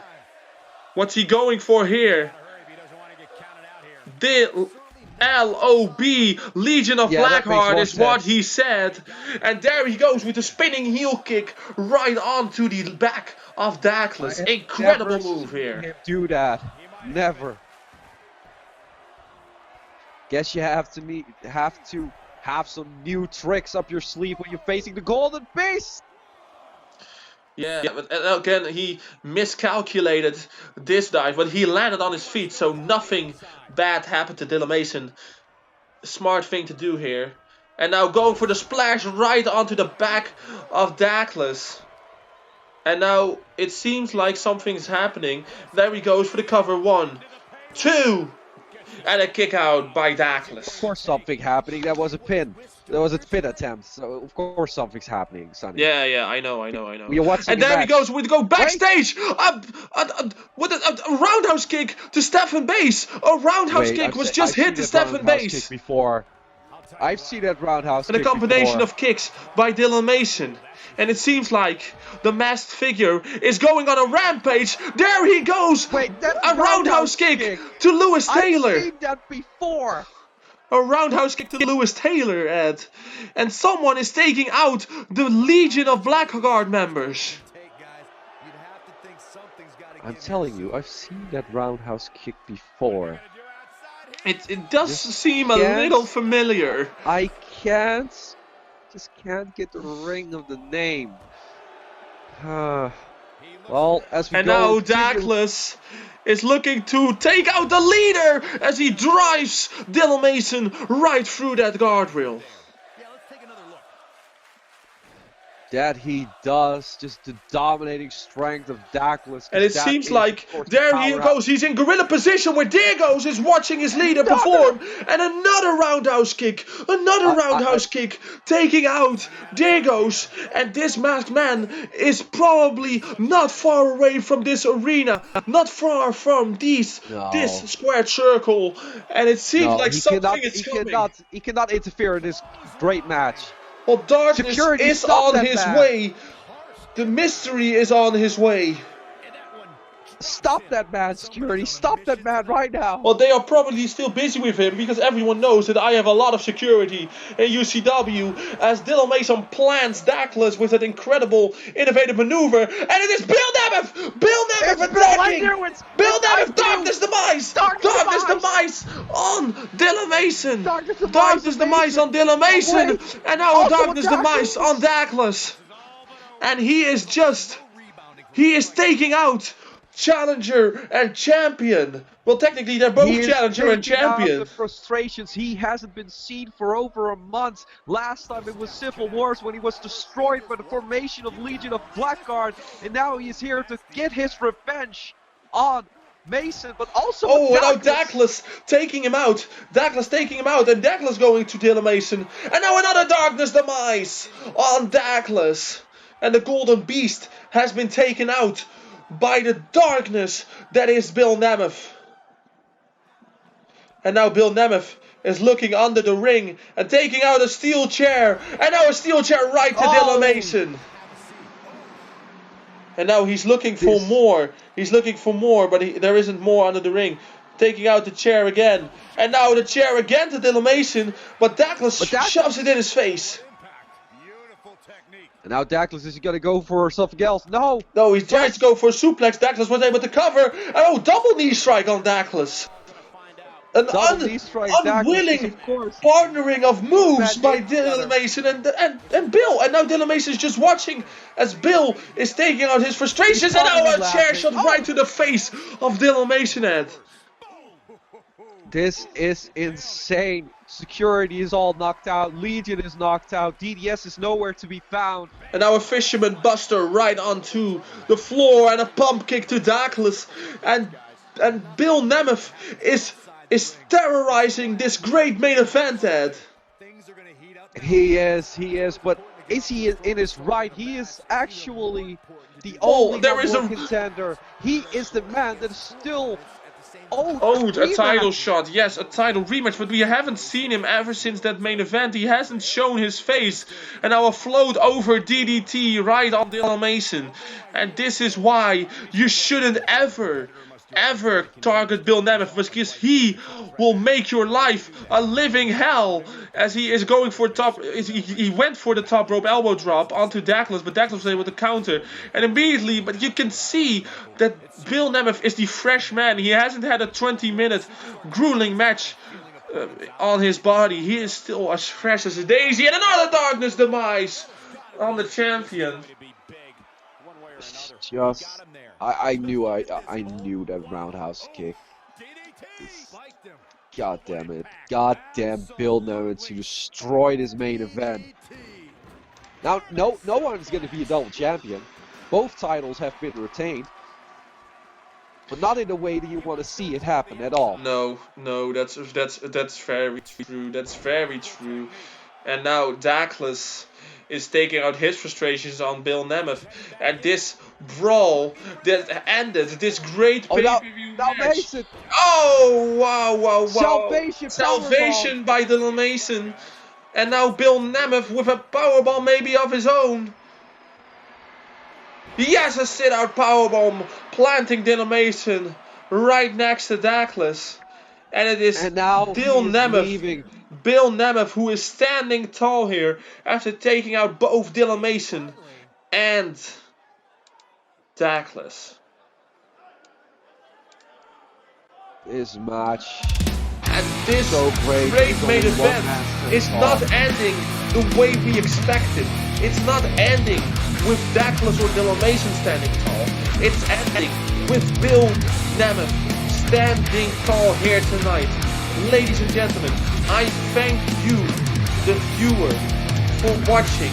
This was the last pay-per-view of 2019. Myself and Ed will be back at commentary at New Dawn. We wish you happy holidays and a happy new year, and we'll see you in 2020.